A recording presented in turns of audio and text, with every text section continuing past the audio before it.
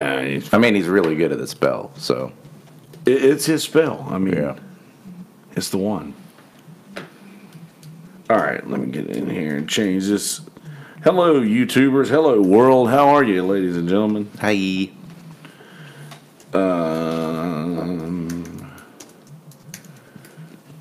103, ladies and gentlemen. Episode number 103. So, my stepsister and my stepmom are headed back now from Connecticut. Mm-hmm. My stepmom went up there to stay with my sister for after she had a baby. Yeah. And they were flying back from Connecticut to Florence today. Did you hear about what happened at Florence Airport? No. So apparently there was this woman who just stripped naked and was running around the airport. Okay. Just butt ass naked. So the airplane circled the airport for however many minutes, and then we're like, okay, so we're not landing here, we're going back to Charlotte. So they had to go back to Charlotte. Now they rented a car and they're driving back home. Because a naked lady's running around. Yeah. My dad was there, and he was like, there's the fire trucks, some police cars, and everything everywhere, and I don't know what's going on. So a quick Google search, and I sent him a link. I was like, oh, here's what's going on.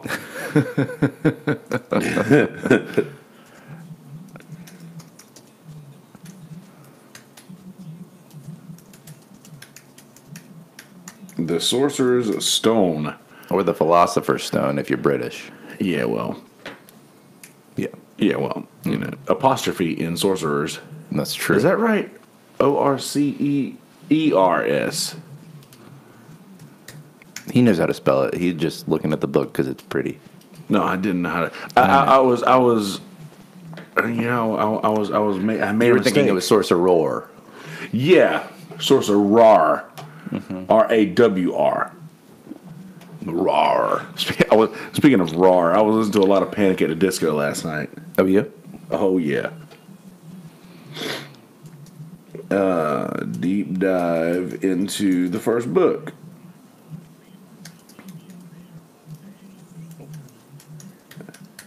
/ movie.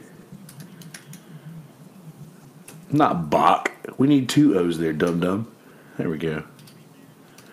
All right, that'll work for now. Save changes.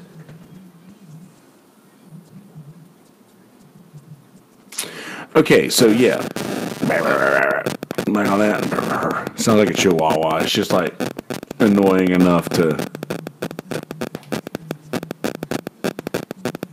That's not what we're looking for. It sounds like something in a Nintendo game. Yeah. It sounds like the noises that they'll make if they're not powering up correctly. Yeah. Yeah, that's the one. Or like the sound effects for a car starting up, an Excite bike or something. Oh,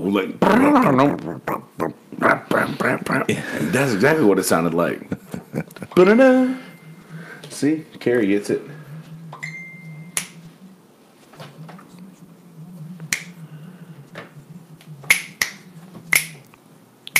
Fix that. That's real popping. From it all, like a blind man. It's in my head and it won't get out. Oh, I wish I could sing with you. Not really. You could. But take. I know the fewest words. That's probably the Queen song I know the fewest words of. Dude, it is so good. I didn't realize the words, like the actual lyrics to it until I was watching The Magicians, actually. Same. Do you remember that episode? I know that, yeah. I was like, that can't be what they say there. That's not what they say. And then I listened to it, I was like, shit, that is exactly what they say there. Yep. So good, man. The Magicians is pretty good. Have you watched any of this season yet? It's pretty good. How many episodes in is it so far? 3. When does it come on? Wednesdays. Okay. But yeah, I was watching that and getting all fired up over because I just recently watched Bohemian Rhapsody. Yeah. And then that episode came on because that's one of the last episodes of season 3. Yep. And then just all of the the feels that you get along with that whole thing when it turns around and everything's just crashing down. And just like in the song, it builds up the pressure and then releases it. The show does that, and I actually got to feel that, and I was like, fuck, this is great. Have to learn this song right meow. As I'm typing right meow. Publish. One set of brass scales. One size 2 pewter cauldron. You know, this equipment list from Hogwarts School of Witchcraft and Wizardry.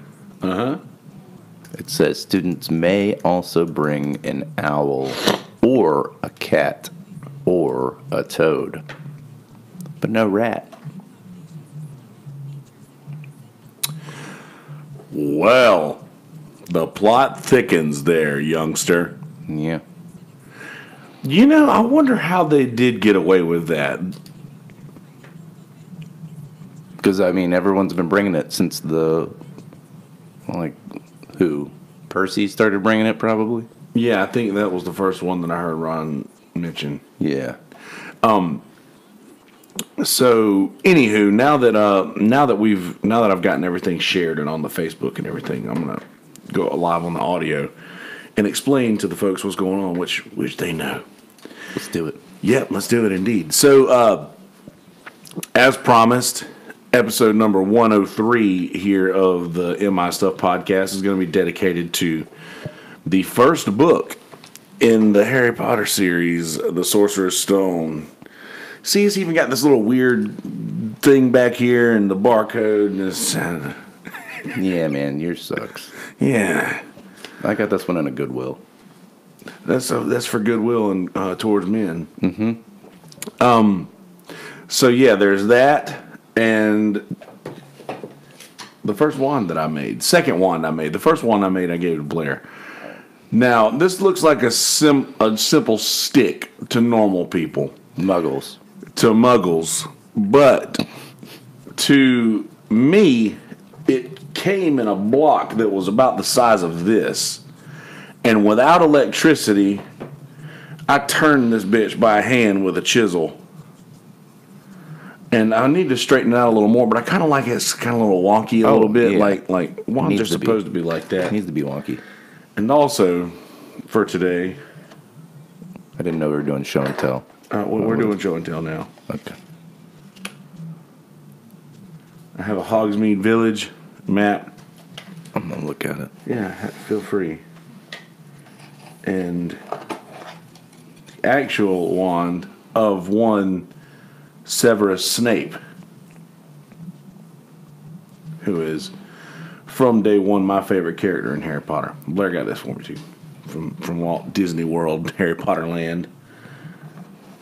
So we have all these fun things to mess around with today while we're talking about Harry Potter. Sweet. Diagonally. Diagonally. Diagonally. Nocturnally. Is that what he said too? Oh, no. Just the words. It's a play on words, you know. Nocturnally. It's a play on words. Nocturne indeed. alley. Nocturne alley. There's a horizontal alley in there, too. Horizontally. Holy shit, there really is, isn't there? Yeah. Horizontally. Nocturnally and diagonally. Gosh, she's so good. She's so smart. How did you get so smart, Joe? So anyway, I watched the first movie again last night, but I didn't go back and look through the book. But in all my research, as I was saying earlier, this is the one that is the closest to the book. Yeah. As far as the adaptation. And it is also and by the way, spoilers, if you haven't seen Harry Potter, then we're definitely going to be spoiling a lot of stuff, and I encourage you to watch Harry Potter if you haven't seen it, because truly, for me, my favorite saga of movies ever, hands down, and books alike. It's just the best. It's the greatest story ever told, outside of Jesus, if you ask me. So, that being said, I'm trying to find the very first time where he meets Snape in the book. where would that be? During the Sorting Hat, I was thinking maybe, but it Yeah. might not be till the Potions Master chapter. Well, I think that was the first time that he actually saw Snape was at the Sorting Hat ceremony. Yeah, in the movies, they make a big deal out of them, like looking at each other back and forth. Yeah. Which,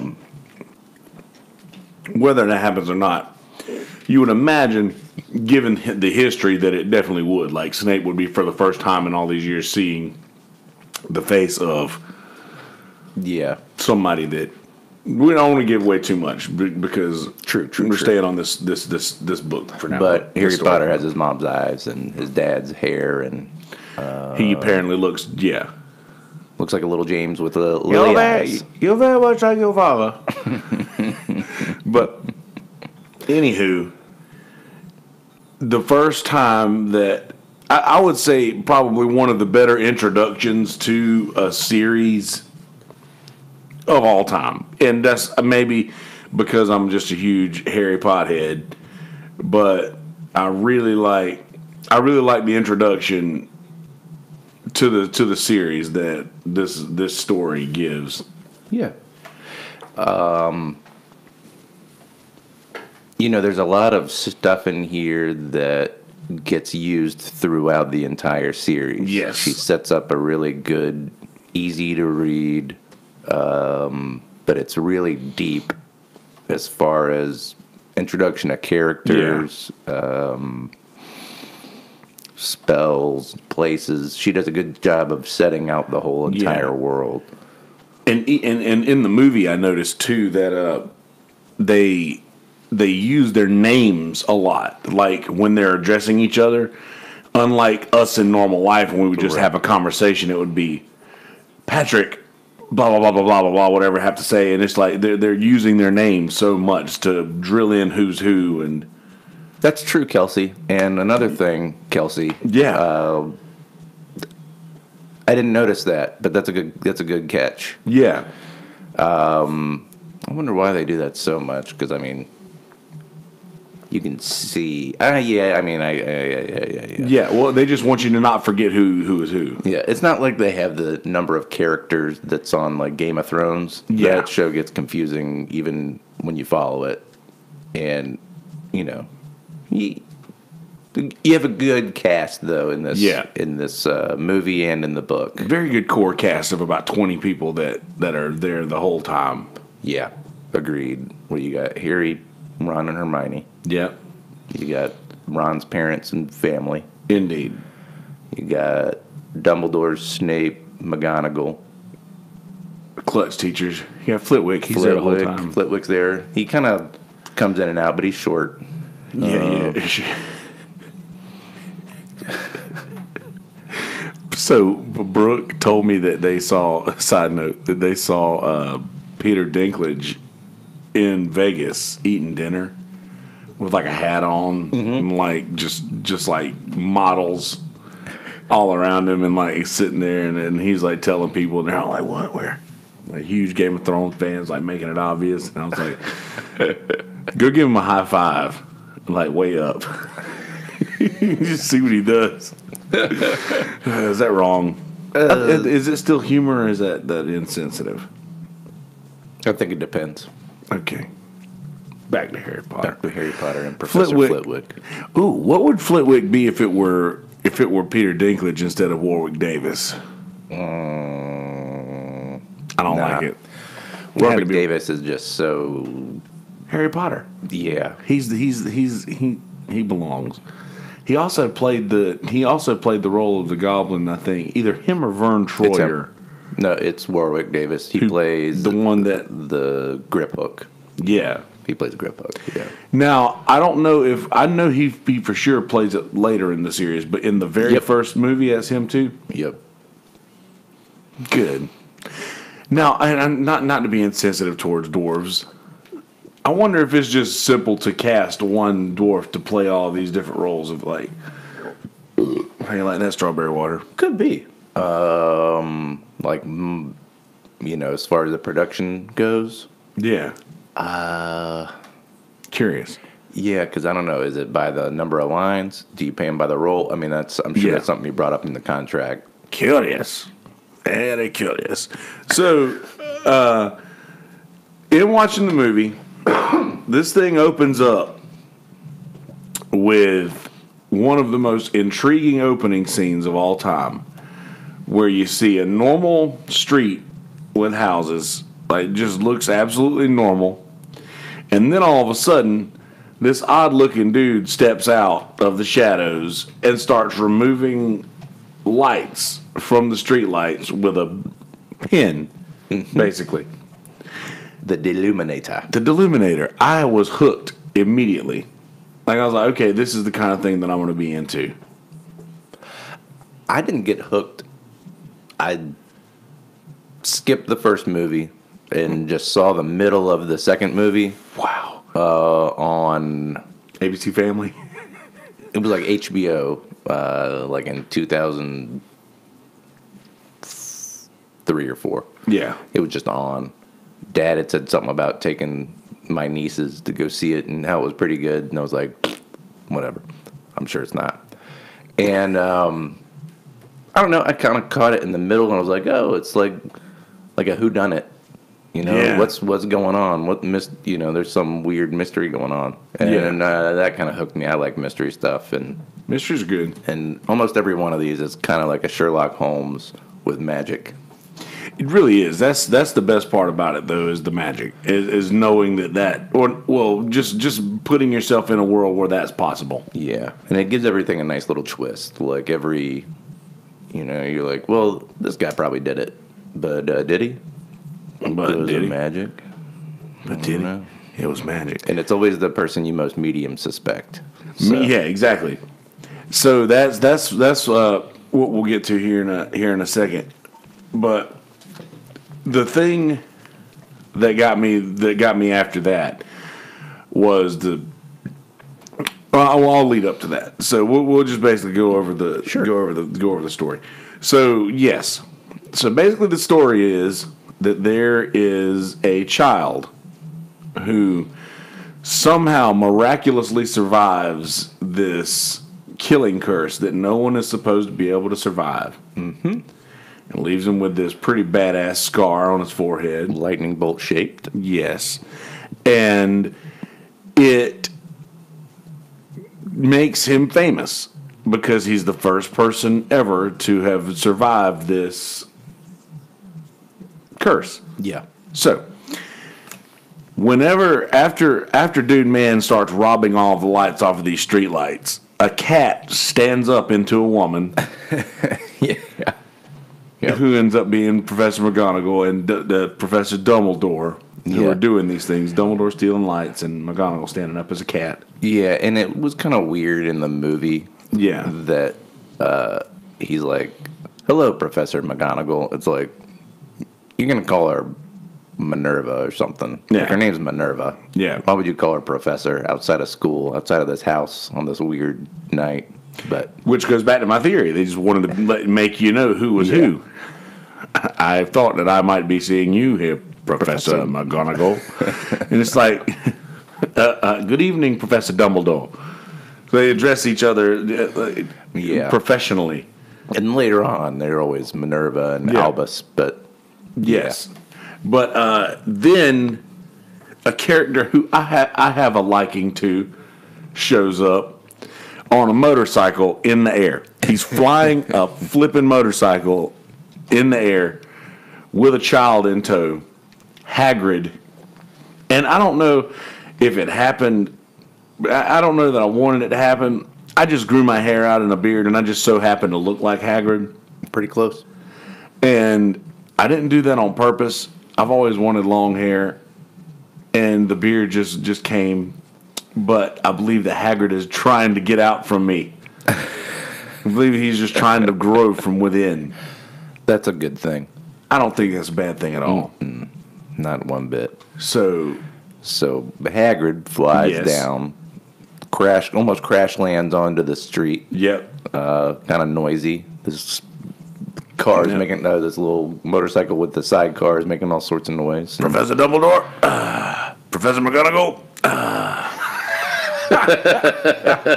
That's uncanny. That's pretty good. Got old Sirius Black's car here. Yeah. The motorcycle did indeed belong to Sirius Black with dragon fire. Mm-hmm. But that comes later. I think he mentions it. In the book? In the book, he definitely mentions it. I don't know. It must not say it in the movie. Yeah, it definitely doesn't in the movie. Yeah, he does in the book. He's like... yeah, it's like on the 5th page. Yeah. I didn't get that far last night. I literally was gonna go over it, and then I was like, man, I think I just need to go to sleep. Yeah. But I watched the movie instead. But I did Google into it, and then the differences were minute at best from the book sure. to the movie. It is very nitpicky. They stayed to the story pretty much. Yeah. Like the book is the script, and they go off of it very few places. Later on in the books, they differ a good bit, but yeah.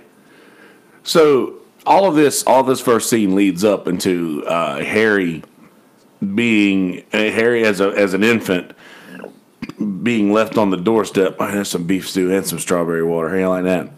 Mm-hmm. Harry being left on the doorstep of Muggles who are non-magic folk. For those of you Muggles out there, and Professor McGonagall mentions that she's been watching them all day, and they're the worst sort of Muggles imaginable. Yeah. And I wonder what that would have meant back then. Wonder what that would have meant. Wonder what she would have seen that would lead her to believe they're the worst Muggles imaginable. They're just...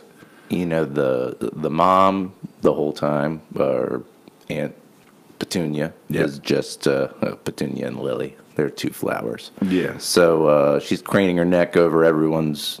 It's like in the books, it's like Dursley has no neck, and Petunia makes up for it by having twice the neck. Yeah. Which is good because she cranes her neck over to check out everyone, see what they're doing. And and then they, bend over backwards for this awful 1-year-old. They can already tell it's an awful kid.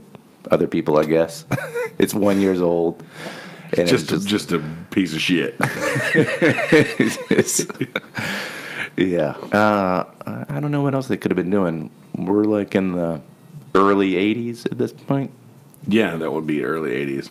They're probably just watching, just eating up whatever anybody, like the news says everything that's right. Mm-hmm. And I'm just going to believe everything anybody tells me because that's what they tell me. Man, magic isn't real. Yep. And they didn't have like CNN or anything back then. Nope. Actually, maybe it would have been like that year, but still, probably wouldn't have been as. Not in. James Earl Jones. This is CNN. Yeah, but not on Privet Drive, probably. No, probably not on Privet Drive. Anywho, so yes, It opens up immediately with that he has nowhere else to go. He has no other family, so there's nowhere else he can go. He has to be raised by them, not knowing who he is.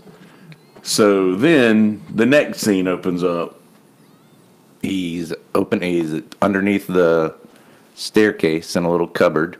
11 years later, bumps his head, I think, or something. Maybe he doesn't. Does he pick up a spider in the movie? I think in the book. No, in the book he does. Okay. He bros with the spiders. Yeah, he's like, yeah, they're friends. Yeah, they're not anything that he wants to kill. But I think that in the movie it's just wake up, you, and he's got to go make breakfast for everyone. And it's like a prison cell that he's in. He's basically a house elf. He is basically a house elf. He literally is. Just they come in and they slide the little thing. He's locked from the outside. He's locked into this cupboard under the stairs. I think they lock him in his room later too. Yeah, I'm pretty sure. It's just so awful how they treat this kid, and you immediately feel bad for him. Yeah. Because he's walking around with his shirts like way too big because all he would wear was Dudley's hand-me-downs. Dudley is a plumper. Yep. And it's we open up on Dudley's birthday. Yep. And Dudley's got like 31 presents. He counts every one of them, and he's like, "What the fuck? Last year I got 32." Yeah. Something like that. It's some number. Yeah. And they're like, "Oh, I'm so sorry." 36. Counted them myself. 36, but last year I had 37. Well, on the way to the zoo, we're going to get you 2 new presents on me. This is awful. This is awful fucking kid. All right, so, yes. And they're going to leave Harry with Mrs. Fig, I believe. I don't know if that's in the book or in the movie. But they're going to. But Mrs. Fig is sick, or she broke her leg. So Harry has to come with them. And he does not like that at all. And that's one of the small nitpicky things that they say differ between the book and the movie, is that in the movie they had blonde hair. Oh yeah. And in the book they were jet black. They were described as having very dark hair. And on the trip to the zoo for Dudley's birthday, there was another thing in which the scene with a Burmese python. Yeah. But in the book, it was a boa constrictor. Oh. See, it's nitpicky.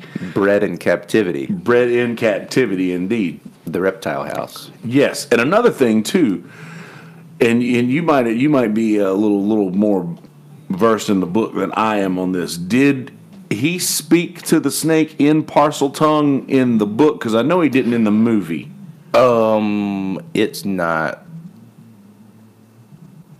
He never knows he speaks in Parseltongue, so I'm sure he does. That's the only way you can communicate. Oh with yeah, snakes. So for sure. I just didn't know if in the Yeah. book if they made it that he spoke some gibberish to the snake, or they probably I think they just said introduce that till later. Yeah, he talks, Okay. and then that comes out in the next movie. So book. yes, so there's a snake in the reptile section of the zoo that they're all just trying to get this snake to move. They keep move.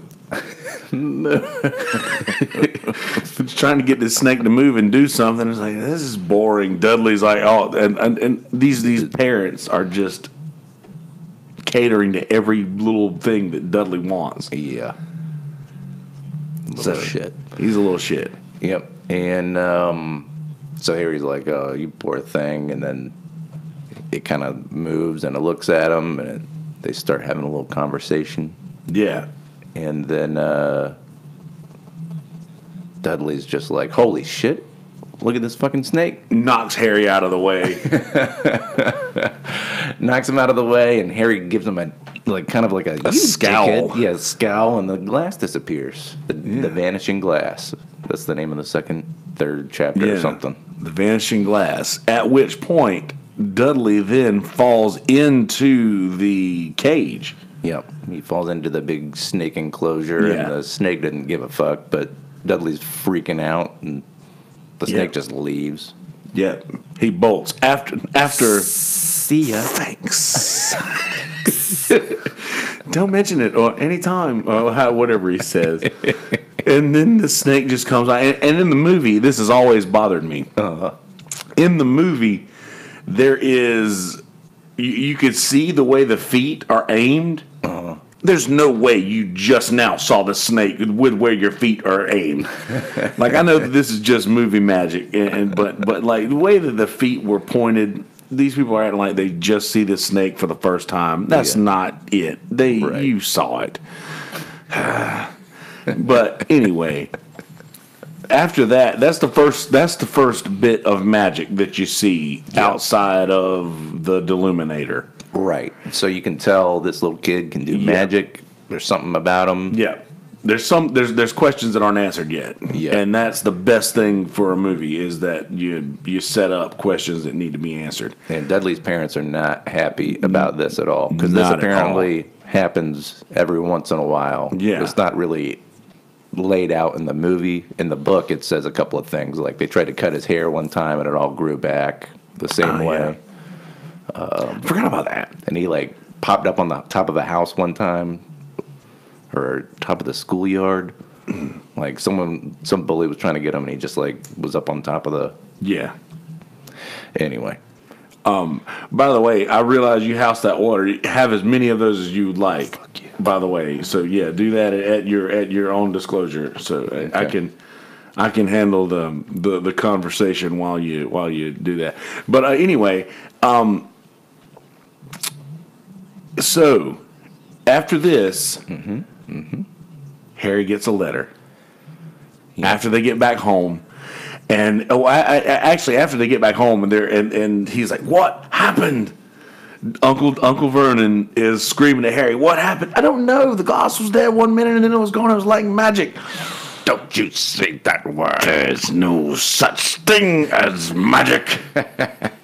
So they're setting this whole thing up as that there's no such thing as magic. So Harry's entire childhood, we assume, is just him going, okay, him. There's no such thing as magic. Like his entire life. Yeah, you can. Yeah, there you go.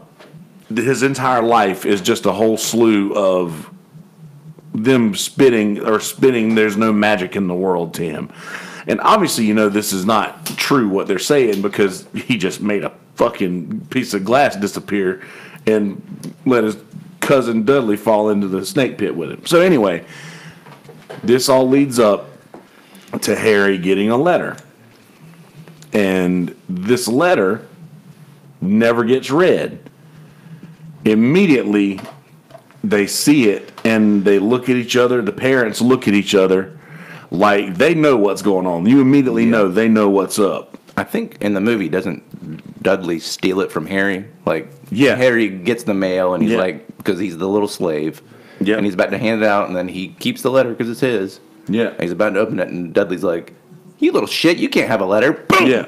Harry's got a letter. Not only does Harry have a letter, it is addressed to him at the cupboard under the Underneath. stairs. Yep. Under the yep. This is.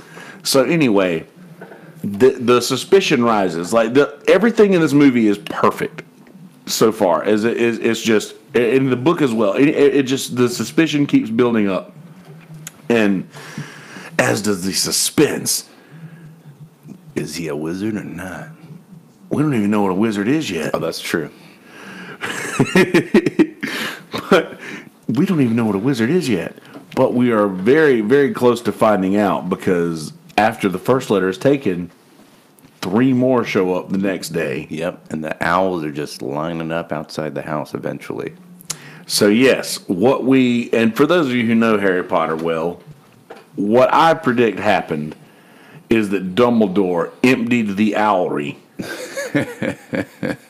I believe that every owl in the owlry, he was like, "Motherfucker, Yeah. you were going to get this letter one way or the other." So the most extravagant thing that happens in the beginning part of this movie is where, fine day Sunday, No post. best day of the week. Why is that? No post. No post on Sundays. Right you are, Harry. No post on Sundays. So then, after he has drilled a board over the letter Slot. Yep, slot. Yep, Letter we know slot. All of a sudden, there's owls all over the yard, and then the house starts to shake. And then all of a sudden, letters start pouring in the letter slot, and then out of the fireplace, and from every aspect of the house. Yeah. And I don't remember if that happens in the book or not. I don't think it does, but it makes a good spectacle. Oh, God, it was so good in the movie. But I also, like, you can't catch one of those fucking letters, Harry. Really? Like, Have you ever been in one of those dollar things, though? Yes. It's tough. It is tough, but I mean, like... The trick like- is... Yep, use your shirt. For That's sure. the trick. I actually got one of those prizes. We were selling all the chocolates and shit in the wallpaper. So I got up to that level of prize. Oh, really? Where you could get into the dollar machine for a while. Yeah, and but I got sick that day. Oh, no. Yeah. Oh, well, it happens. My friend went in my place, so I let him keep half the money. Hey, at least you got half the money, though. They look, no work for something. Yeah. There you go. Not bad. That is pretty good. So after this spectacle, Harry indeed struggled to grasp one letter. No. So at this point, Dudley or Vernon, Uncle Vernon, decides we're going away to where they can't find us. Yep. Where they end up in the most random place ever. Like, is that not just On an island. with only that house? Yeah. An island with just the house on it. Which is so... I don't know. How would you ever get to that house? Or why would it even be a house? Because it's like a pretty small island, but it's perfect for the movie. Yeah. Like, it just fits. There's something about it that just works really well. That house, I thought, whenever, and this is a little foreshadowing, when Harry and Dumbledore end up going back to a very similar looking location, Yeah. I thought it was the same spot when I first saw that. That would have been cool. That would have been cool. Yeah. But anyway, so this is where questions start getting answered.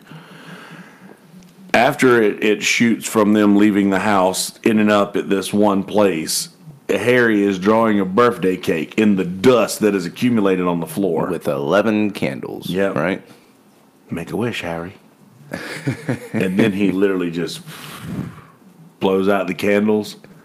And then, that's right. Everybody, who's that? Everybody wakes up. Everybody's freaking out. So this is where the story gets good. So one of the first magical people you see in the movie is, of course, Dumbledore, McGonagall, and Hagrid. And the next magical person you see in the movie is Hagrid again. Yep. He's at the door. He's beating the door down. Sorry about that. So polite. So, yeah, he puts the door back up, and Uncle Vernon comes down with a shotgun and... Dry up, Dursley, you great prune. And just bends the shotgun up, which still shoots, by the way. Yep. A hole in the ceiling. Which, from the outside, I don't remember if that house even looked like it had a upstairs or not. Yeah. But either way. It's magic. Yeah, it's magic. Little did they know they were in a magic cottage. Yeah. Oh, yeah. Did not notice the stairs outside.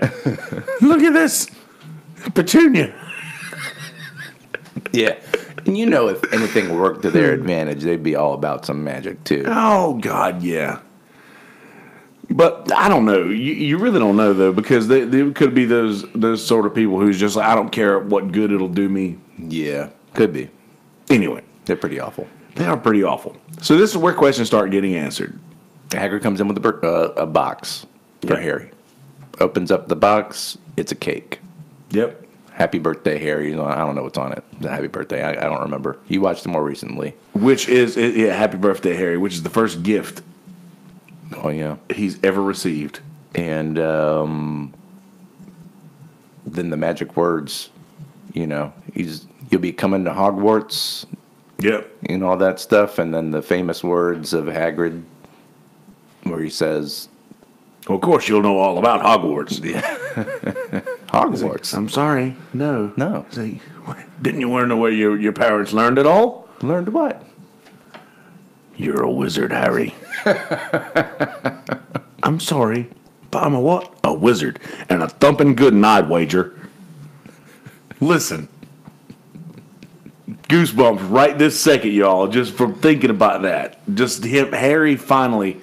You're a wizard, Harry, which explains to the watcher or the reader who Harry finally is. Like all of these things that have not made sense yet finally make sense now. Yep. And he finally realizes that and hands him the letter. Hagrid's like, this belongs to you. Yep. And he sits there and reads it. Yeah. I think while he's reading it, Dudley starts eating some of his cake. And Hagrid takes care of that. Indeed. and they give him a nice little Piggy tail. Yep. Which in the book, by the way, it takes them. They have to go like surgery, and they have to have surgery, and they have to explain this to this surgeon to have this thing removed. Does it keep growing back, or does it? Oh, I don't remember. I'll read up on that for the next one, but Yeah.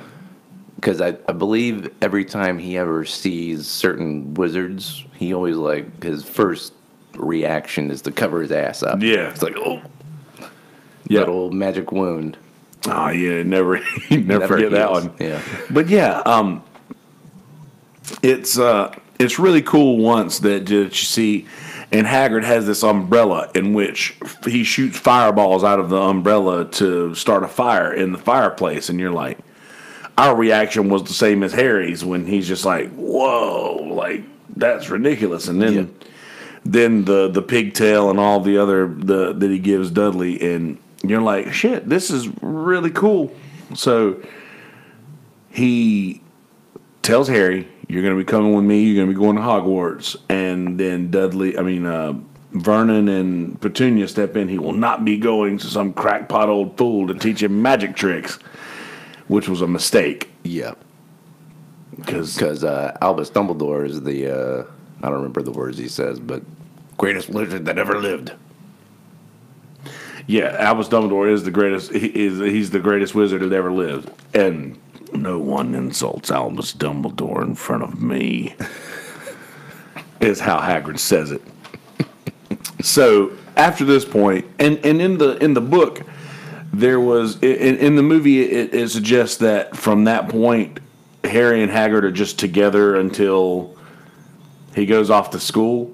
Yeah. But in the movie, it was just, or I mean, in the book, he goes back home. Yeah, he goes back home, and then they take him. They take him to King's Cross Station, and then they're just like, yeah, they're like looking up at the board for the Hogwarts.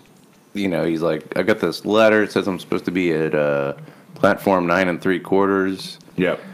And Vernon's like, there's no platform 9 3/4, you dumbass. Yeah. Good luck. Yeah. Good luck. But it just leaves him there at the station. Like, Yeah. if there isn't, what is he going to do? Yeah, and then thank God, and in the movie a little bit, the best, my favorite, probably my favorite scene throughout all of Harry Potter is in that little section of the movie where he finally gets to go to, he walks into the not Prancing Pony, that's Hobbit.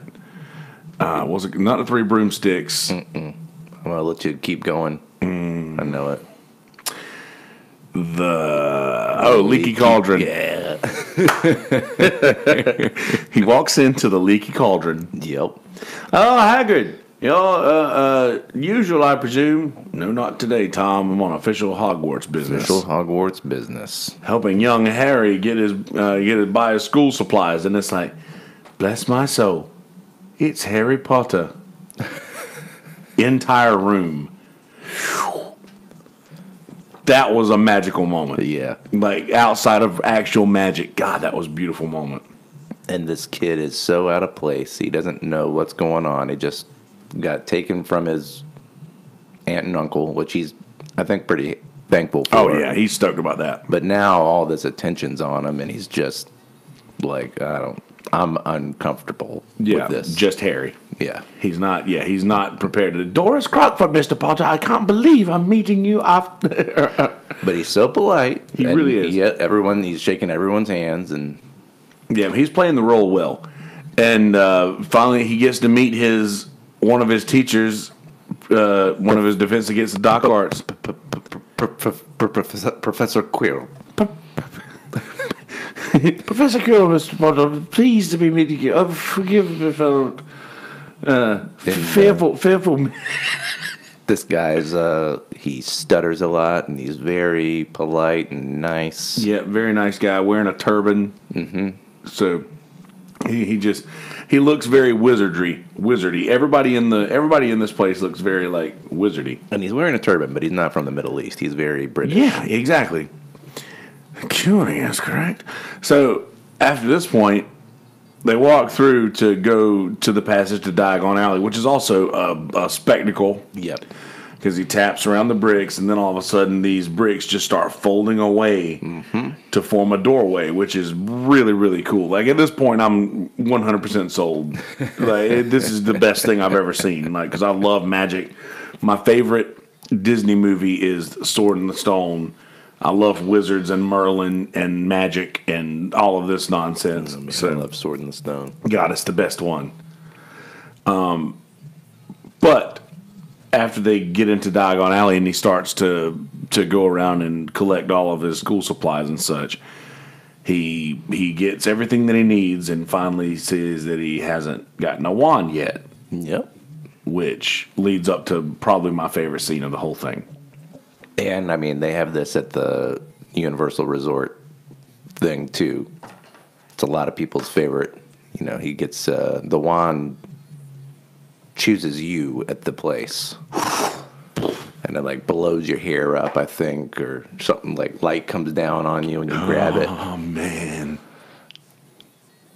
That's so beautiful. Yeah. So he walks into this old, sleepy little looking place that is tagged Ollivanders, makers of fine wands since 382 BC.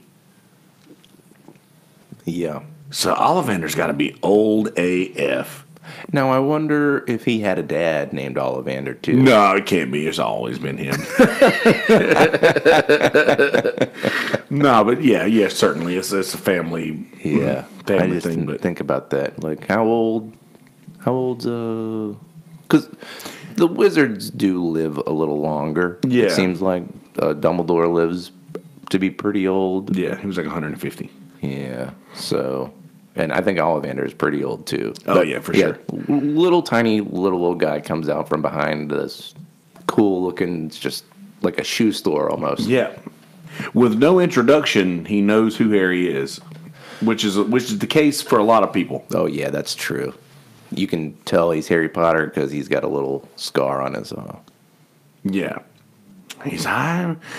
I remember when your mother and father were here buying their first wands. And he just goes through this, like, 2 or 3 different wands in the movie. There were a lot more that he went through. Swish and a flick. Yep. Would give it a wave. Give it a wave. And he's just destroying shit all over this wand place because it hasn't found the right one yet. So then camera fades in. On this one little box. This one little box. And he's like, I wonder. So he pulls this one little box out and curiously hands it to Harry. And all of a sudden, the hair and the lights and everything is like, okay, this is the one. This is the one that we needed. And I was cutting off a little bit of the top of your head there. Oh, yeah. I cut a little bit of the top of my head off, too, there. For a little. This is better. Oh, no, I fixed you now. Okay. Yeah, anyway, he hands him that wand, and it's obviously the right one. It's obviously the perfect wand. Yeah. So then he goes, curious. I'm sorry, sir, but what's curious? That your wand should share the same core as our... Yeah. It's curious that you should be destined for this wand when its brother gave you that scar. It's like, well, who owned that wand? We don't speak his name. So now there's more questions. After all of the answers that we've gotten from the questions we had at the beginning, now there's more questions. Yep. They left that out. Although his name comes up in like the first 10 pages of the book. Yeah. Yeah. Is he really gone? Is he really gone? Yeah. I don't know.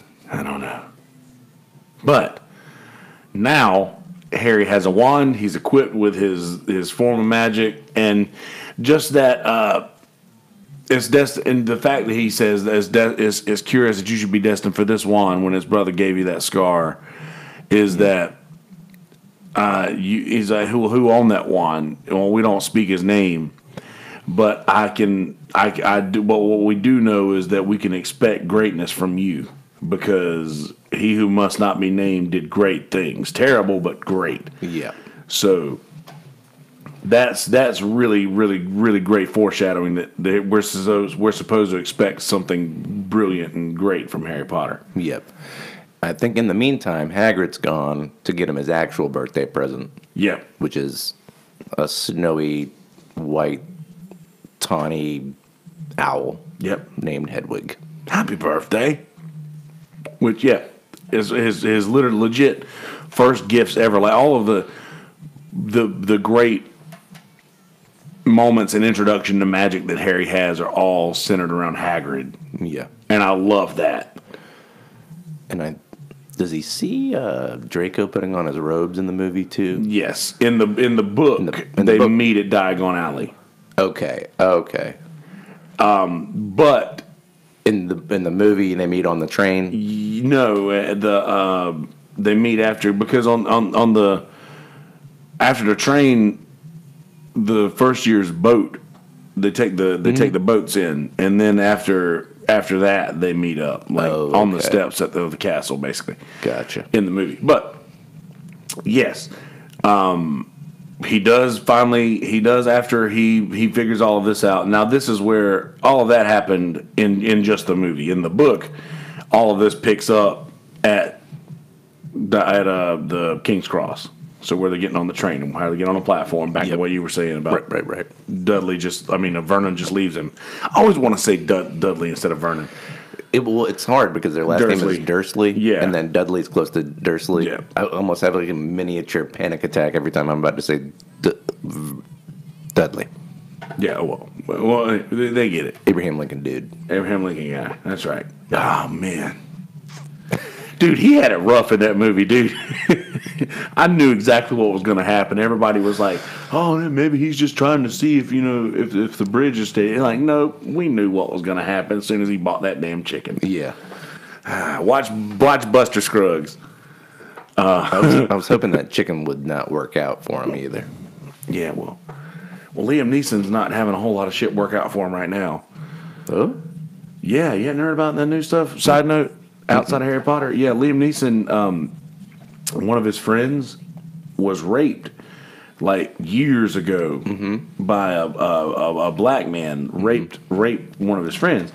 So he said he was just talking. I brandished a club, and went out in the streets because I just wanted to find air quoted a black bastard, to just beat the shit out of a black bastard, because I want any of them would have done, because one of my friends was just raped by a black man. Now, he literally said that in air quotes, and a lot of people are coming to his defense as to saying like, hey, this is, if it could have been anybody, like if it would have been just a white guy with tattoos, he would have probably said the same thing. But the fact that it ended up like that, it just doesn't look good for him. No. Yeah, that's just not looking good. Especially somebody with his reputation, like his film reputation and the things that he's done in those movies. Like, apparently his certain set of skills does not include what's his name? Trevor Noah said apparently his certain set of skills does not include knowing when and when not to be inappropriate or whatever have you. But anyway, all from the Ballad of Buster Scruggs. A side note from the Harry Potter things. Yeah. So, yes. So, movie-wise, where Hagrid's dropping him off at the King's Cross, and he says, "I'll see you later, too." Dumbledore will be wanting him. Oh, we forgot the Gringotts. Yep, they go to Gringotts first. Shit, that's the most important part. Yeah, that's like that's where they get the thing that's in the book title. So yes, they show up. He's like, "Well, how am I going to have money to buy all of these things?" Well, there's your money, Harry. Gringotts. Yep. So they go to the Goblin Bank, which is run by goblins, and Harry finds out that he has just dollars on dollars. Yeah, he's rich AF.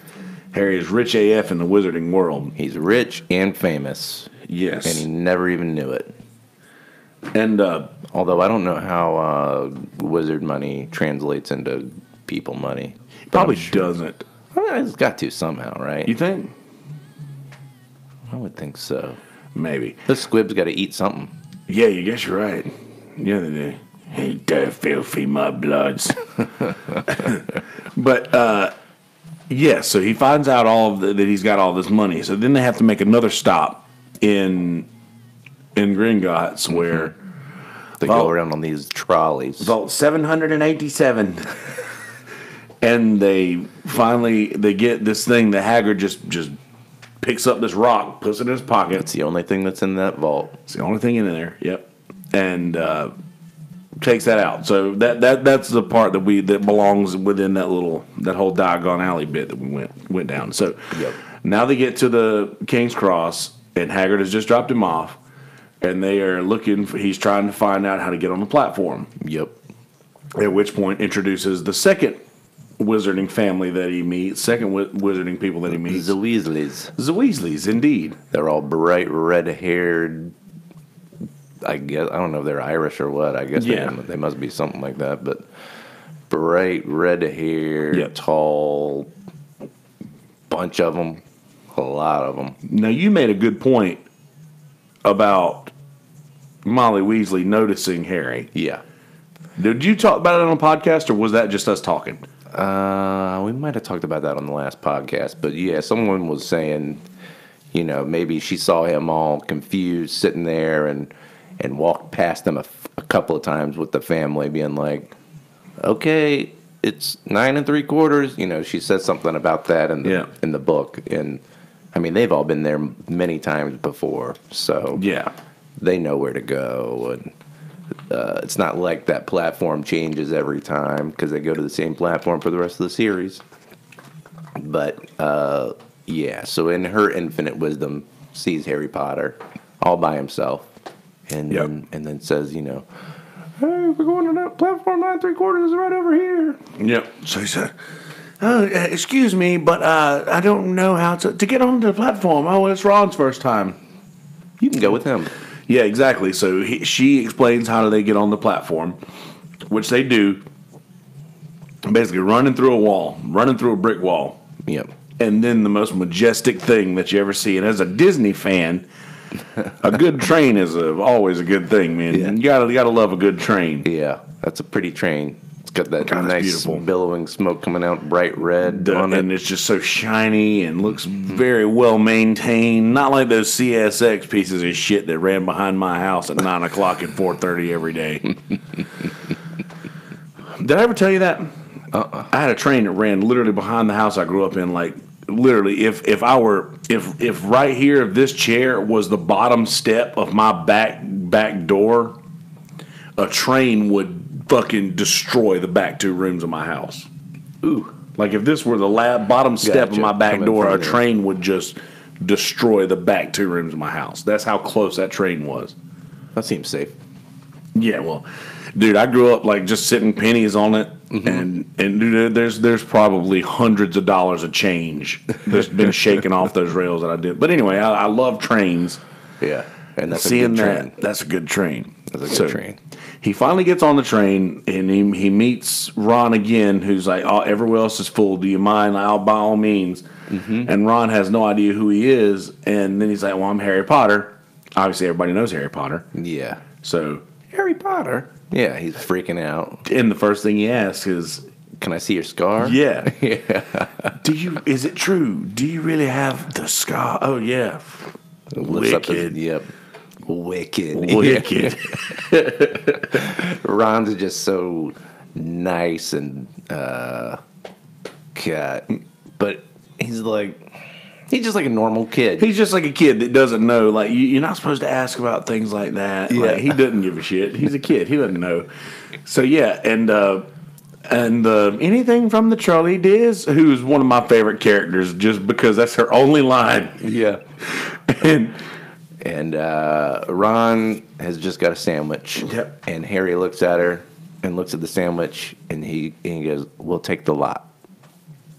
look how much money I have, bitch. We'll take the whole lot. And this is really a great scene in which Ron is explaining to Harry all the different, magical candies and Yeah, they got chocolate frogs. yeah, Barty's, yeah. And that's where this little chocolate frog will come out of the package. But the important part is you get these little trading cards with the chocolate frog packs. And Harry's first one, I think, is Dumbledore. Mm-hmm.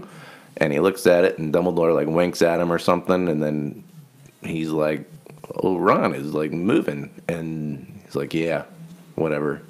Yeah. And then he looks back, and he's gone. He goes, where'd he go? He goes, we can't stay there all day. Yeah, so now that's another thing that makes me wonder. Like, and this is some foreshadowing that's probably not relevant yet. But in those cards, it's actually them probably standing there for a second. Man, I don't know. And then, but in the paintings, they have to be like painted specially. Yeah. There's something about the paintings. I don't know if they go into it too much in the books, but in Hogwarts, there are a bunch of paintings and these cards and stuff. And I think there's a special magic, and you just know a person so well. Yeah. And you can paint them in such a way that they'll talk like they would have talked in real life. Yeah. Because a lot of the headmasters of Hogwarts have all the other headmasters in there, so they talk to them from time to time and get advice and stuff like that. God, wouldn't that be great in real life? Yeah. But it's not actually like their spirit in there. It's like it's just it's like a copy. Exactly. Yeah. AI. Mm-hmm. So, Ron and Harry are basically already best friends. Yep. That's already happened. And then they meet Hermione who's looking for Neville Longbottom's toad. Trevor. Trevor. And they haven't seen it, but Ron's about to do some magic, right? Yeah. He's trying to turn his fat rat's hair yellow, I believe, right? I don't know the sunshine daisies, buttermellow, turn the stupid fat rat yellow. I knew you had that remembered. I knew you had that memorized. And Hermione's like, that's not a real spell, you dumbass. It's not very good, is it? And then she's all like, oh, well, I know some tricks. And then she like points straight at Harry's like broken glasses, right? Yeah, he has like a broken bridge on his glasses, and she's like, Reparo, and yeah, or whatever. So she's already doing like second grade level magic. Yeah, already. So she's establishing herself, and she was kind of like very pompous. Yeah. In that first scene, and actually in the whole first like movie, she just kind of seemed very. Yeah, until I'm better than you. Until they have a moment together later on in the movie, she's very mightier, holier than thou. Yes, very much. Looking down on them. Yeah. Because they don't study like she studies. They don't seem to care about the studies like she does. And which I don't think anybody does, to be fair. Oh no, she's the best in their. She's always she truly is the brightest witch of her age. Yeah. But after this point, you get to meet in the movie. You get to meet Draco Malfoy, and the fact that there are bad, because he's not met anybody bad yet that he's aware of in the wizarding world. So now you finally get to meet your first antagonist, who is Draco Malfoy. Yeah, and he's just kind of a dick and slimy kid. You're hanging out with the Weasleys. They're all poor. Yeah. You should hang out with some better people. Yeah. Like me. Yeah, he's a douchebag. You got to know which people to hang out with. Exactly. Or you're going to get yourself hurt, Potter. Yeah. Potter. Yeah, exactly. I think I'll make the decision to hang out with who I want to by myself, thanks. Or however he says it. About the wrong kind of wizards, whatever. Anyway. Yeah. Yeah, I'll make my determination about who are the wrong kind of wizards. Yeah. And so this leads all to the Great Hall, where they're all going to be sorted into their respective houses. There are 4 houses of Hogwarts. There's Gryffindor, Ravenclaw, Hufflepuff, and Slytherin. And now Gryffindor's got a big lion, or is it? I guess it's a griffin. Lion. Yeah. Yeah, the guy's name's Gryffindor. Duh. Then Hufflepuff's got a badger as their kind of mascot. Ravenclaw's got a crow? A raven. A raven. Well, her name's Ravenclaw as well. But that's what's confusing about the Gryffindor, because it's like half lion, half eagle. But it's just a lion, I think. And then Slytherin has a snake. Mm-hmm. Yep.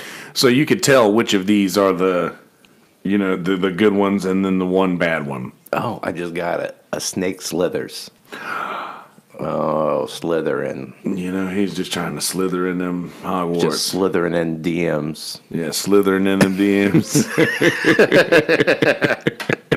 So, after this point, you realize that Harry is already made up his mind that just by how everybody treats Slytherin and talks about Slytherin, Ron tells him there's not a witch or wizard that went bad that wasn't in Slytherin, which is accurate. Yeah.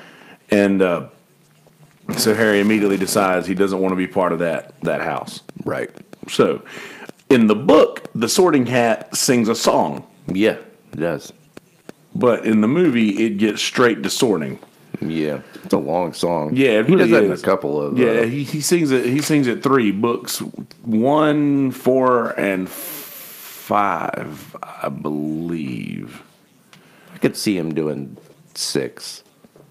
I know he only does maybe 5. I know he only does. He does 3. Yeah, he only does 3 songs throughout the book series. I found that out last night in doing a little research. But anyway, he the sorting ceremony goes on. So Ron, Harry, and Hermione, all 3 end up getting into Gryffindor. Getting into Gryffindor.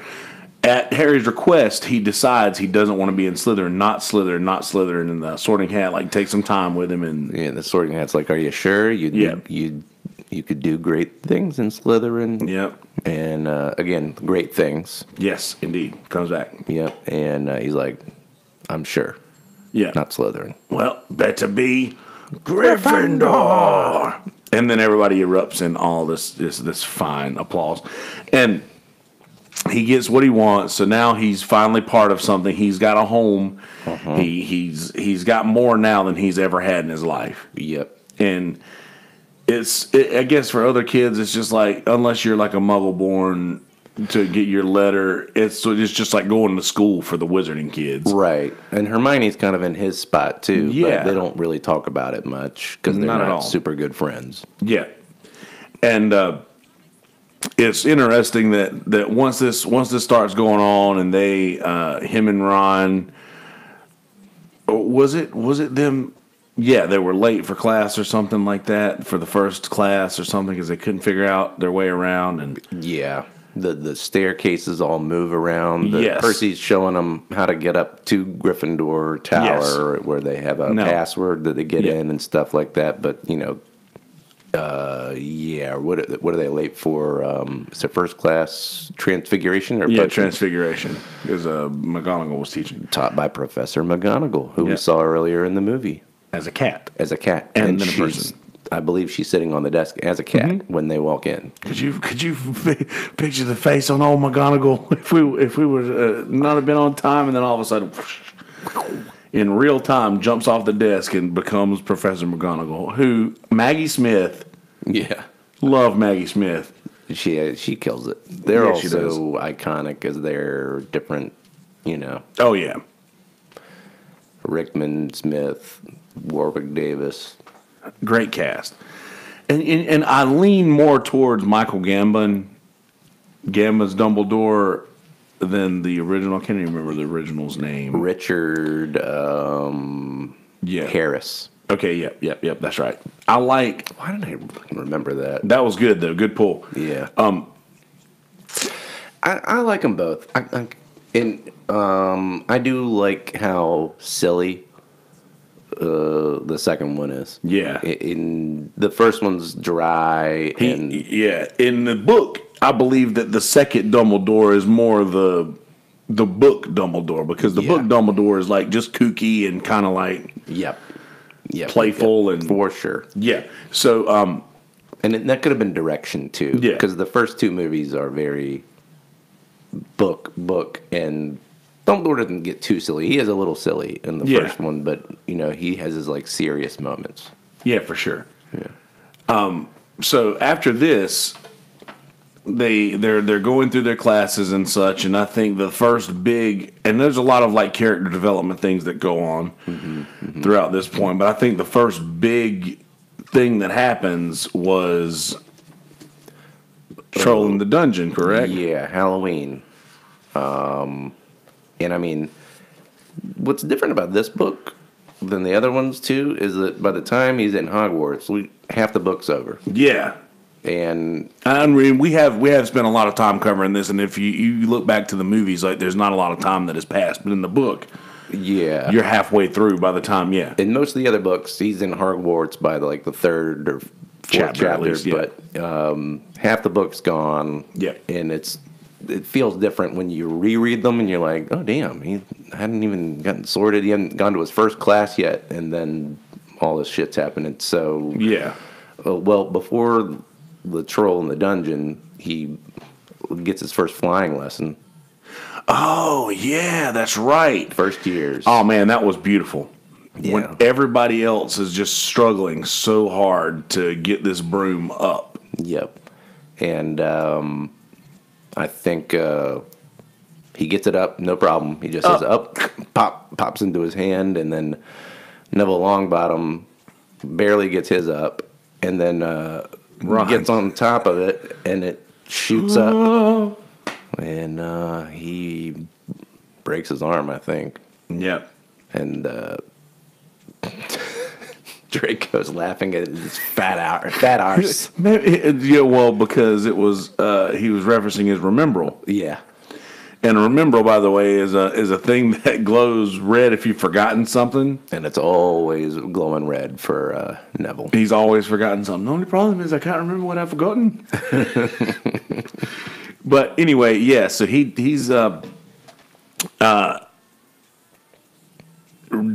grabs the Remembrall, and he's like, if he'd have squeezed this, he would have remembered to fall on his fat ass. Instead of his arm, yeah. Yeah. Yep. And Harry's like, give it back. Yeah, that's not yours. And so they have a little brooming duel, so to speak. And Harry's a natural on his broom. He gets on it. Hermione's like, no, don't. And he's like, shut up. Get on the fucking broom. Tell me what to do, bitch. Don't tell me what to do. We're not even friends yet. And flies after it. Draco's like tosses it really far away, and Harry catches it right in front of Professor McGonagall's window in the movie. I don't know how accurate that is in the book, but Professor McGonagall comes out there and she's like, Harry Potter. Grabs him. He thinks he's about to get expelled from school. Shit, all this was working out. This was going so well.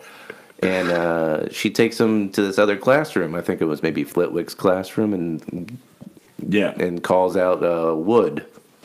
What's his first Oliver name? Wood. Oliver Wood.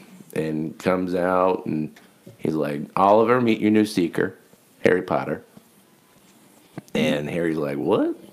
Damn. And that's when we start learning about the magic game of Quidditch. That's right. Totally forgot about Quidditch. Yeah. Before the troll. I mean, and it's on the fucking cover, Kelsey. Yeah, well, you know.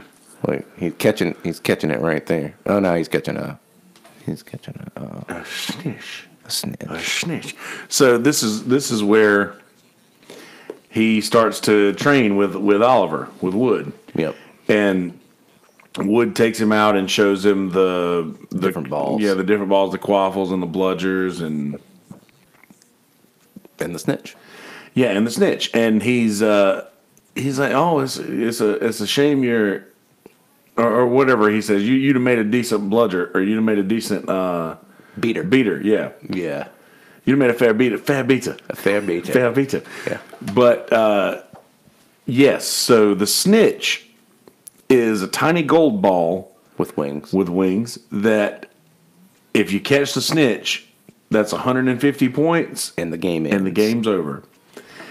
I've always wondered if the other team could just run up the scoreboard like so much to where they're like 160 points ahead, and the snitch gets caught, but it's not enough points to beat your team. Well, yeah, it happens in the 4th book. Does it really?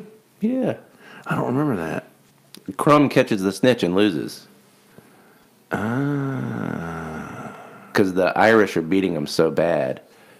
He's just like, we'll never catch up. And he catches it to end the game. Huh. Sounds like the Irish are getting their pride on. But, okay, so yeah, that explains that then. Yeah, because that's like one of the only times in the...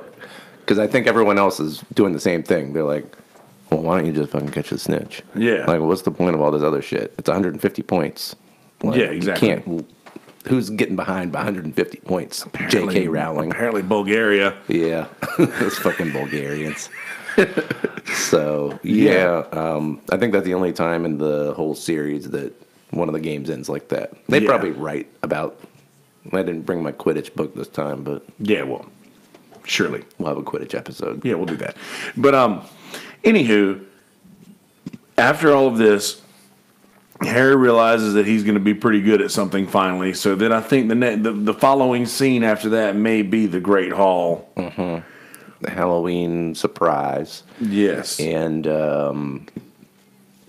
they're having this big feast is laid out because Halloween's a big deal. And Professor Quirrell bursts into the Great Hall and screams, "Troll in the dungeons!" And yeah. he faints. Thought you should know. I thought you should know. Thought you should know.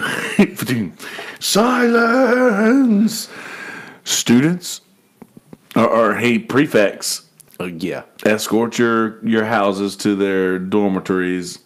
I forgot, though, right before this, they were in Professor Flitwick's class. And... Somebody was talking shit to Hermione. Someone was talking shit to Hermione. Yeah. What was the spell they were doing? Oh, yes. Oh, man. It wasn't Alohomora. It was It's the levitation spell. Leviosa. Leviosa. Wingardium Leviosa. So Ron can't even get his feather up. And Hermione's like trying to give him a tip, but she is being a little pompous about it. She's like, "You're pronouncing it wrong. It's Leviosa, not Leviosa." And so Ron's all pissed off, talking to Harry in the hallway about how she's such a no wonder she doesn't have any friends. Yeah, and then yada yada yada. She storms between them and goes down to the dungeons, and they ask about her at dinner because she's not at dinner. And so they're like, "Oh shit, she's down to the dungeon." Neville says she's been in the 3rd floor bathrooms crying, or whatever.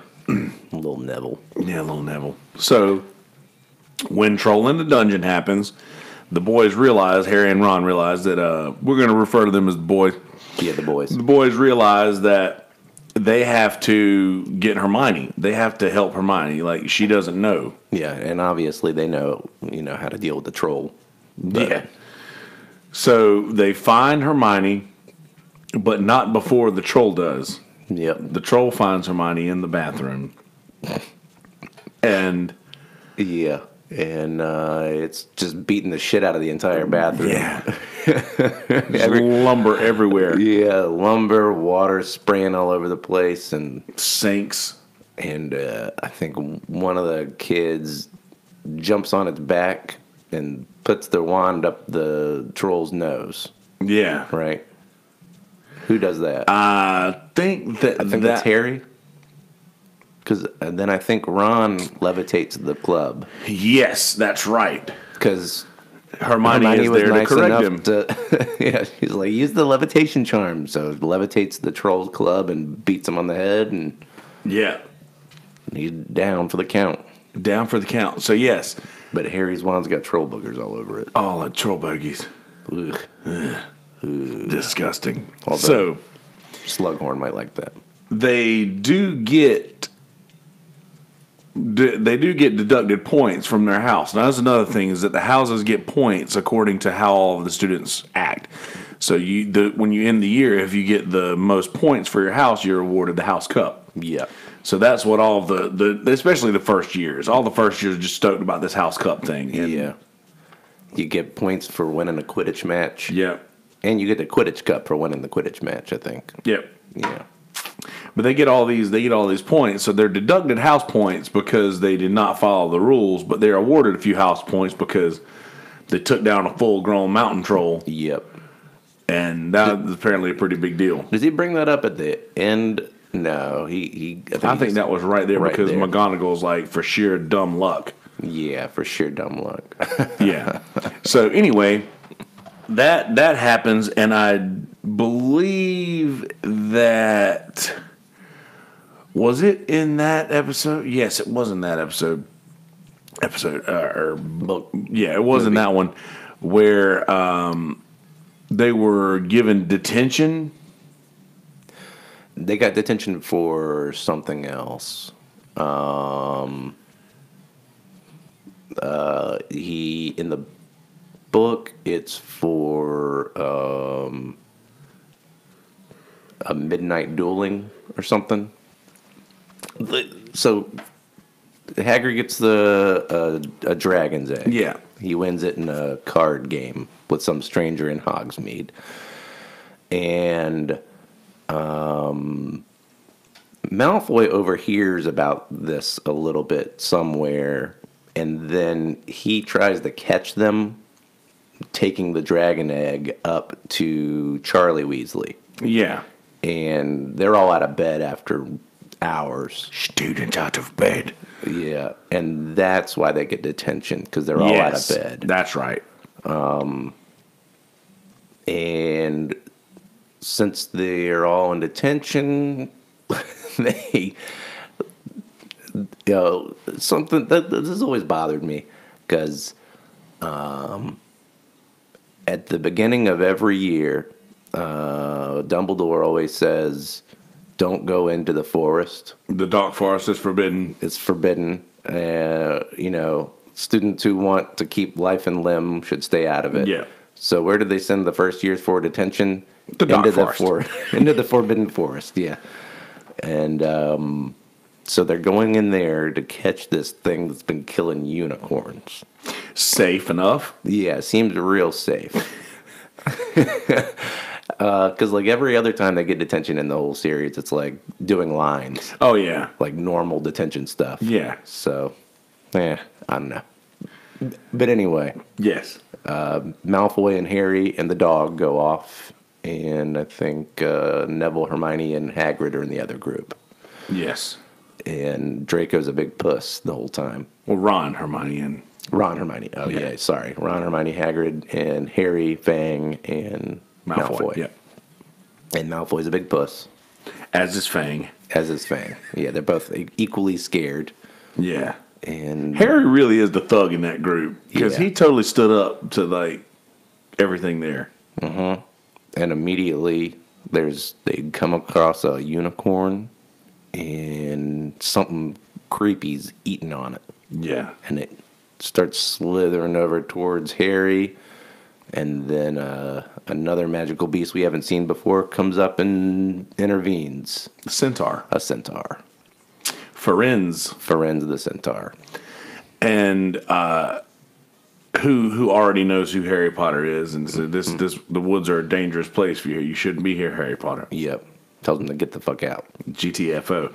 And then at this point, Hagrid shows up. And Firenze, I see you've met our young Harry Potter.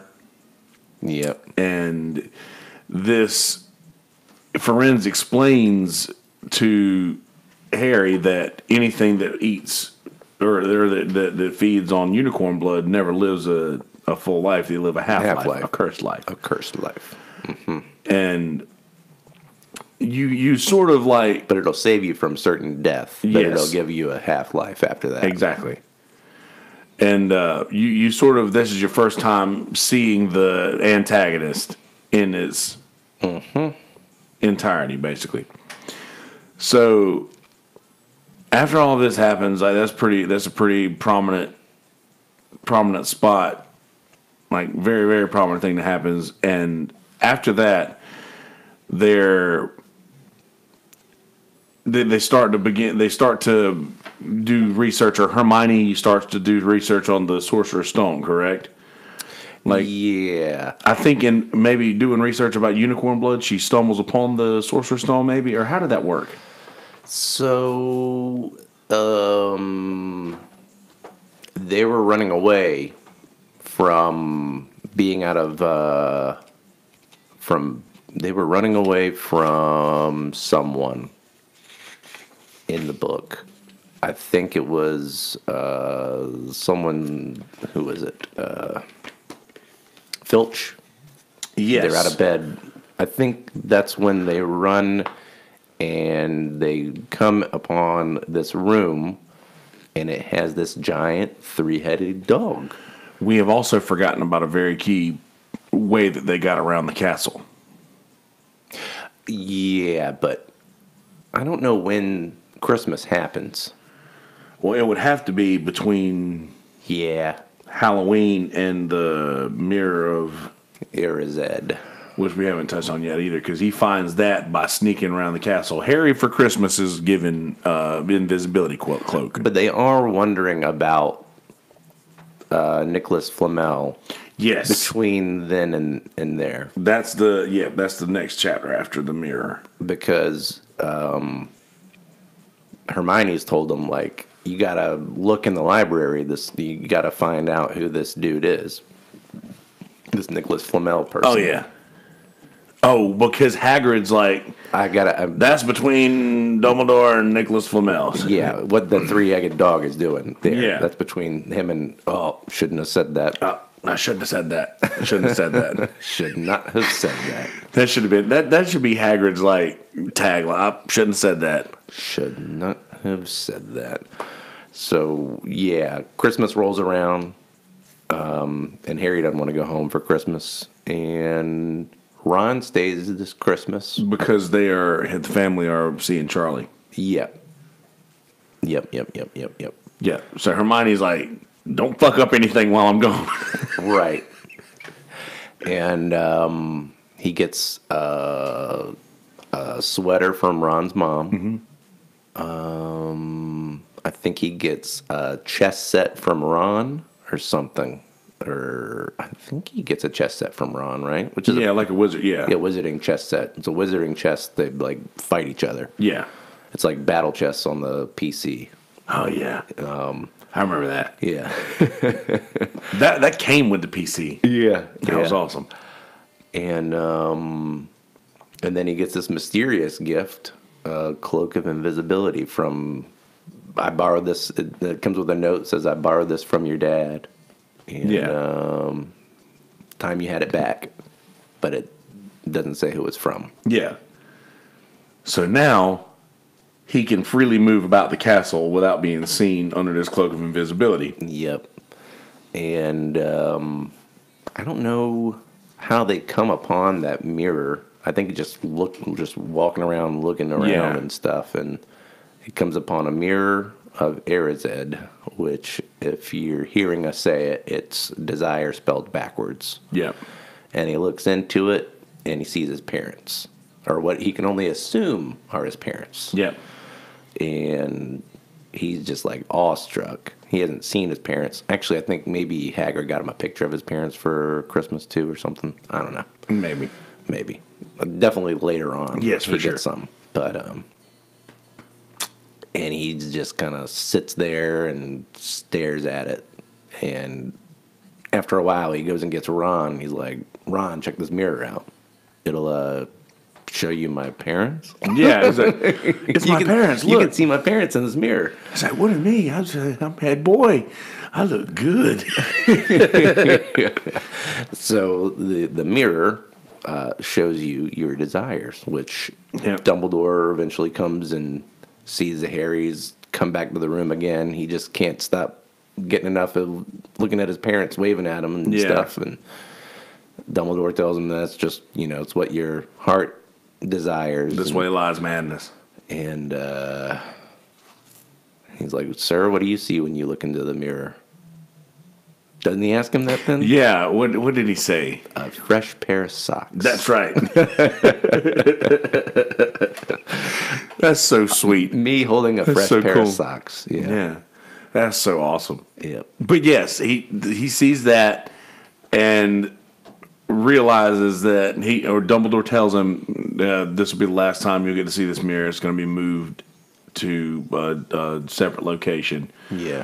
And don't seek it out. Don't try to find it again. Yep. So this is where they start to realize that Snape may be the one who's behind this. Now, we haven't talked about Snape a lot yet. Snape is just a very dark, slimy-looking character. Yep. And they're at the Quidditch, at Harry's first Quidditch match. Yep. His broom starts to go all crazy. It's hoodwinked. Mm-hmm. And Ron and Hermione look across the pitch and they see Snape is looking at him and he's saying all these magic words. Yeah. And so they're like, oh, shit. He's cursing him. Yeah. And Hermione goes over and distracts him by, like, dropping some fire or something. Or setting his cloak on fire. Sets his cloak on fire. Yeah. And he breaks eye contact and he bumps into a bunch of people all around him. And, and all of a sudden, Harry's broom is fine. So they're like, I guess he was trying to curse him. Yep, he almost swallows the snitch to win the game. Yep. It touches his mouth. That's the first thing it touches, which comes back way later. Yes. And, so that happens. And now you've caught... And Harry, at another point in the movie, is walking around with a cloak and notices Snape pin Quirrell against the wall and is... pretty much like, I know you know. Giving him an earful. Yep. So you're very conflicted at this point because you're like, Snape wants this thing, and so they're really selling that hard. That Snape wants this thing, and he's going to do whatever he has to get it. Snape is who you suspect. That's who the kids suspect. Yes. He's the obvious bad guy. Yes. Their first lesson together, he's shitty to Harry. He asks Harry all these questions that he can't answer. Yep.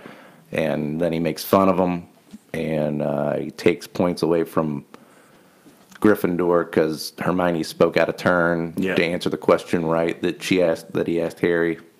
Please, sir, a bezoar's from a goat's stomach. Yeah.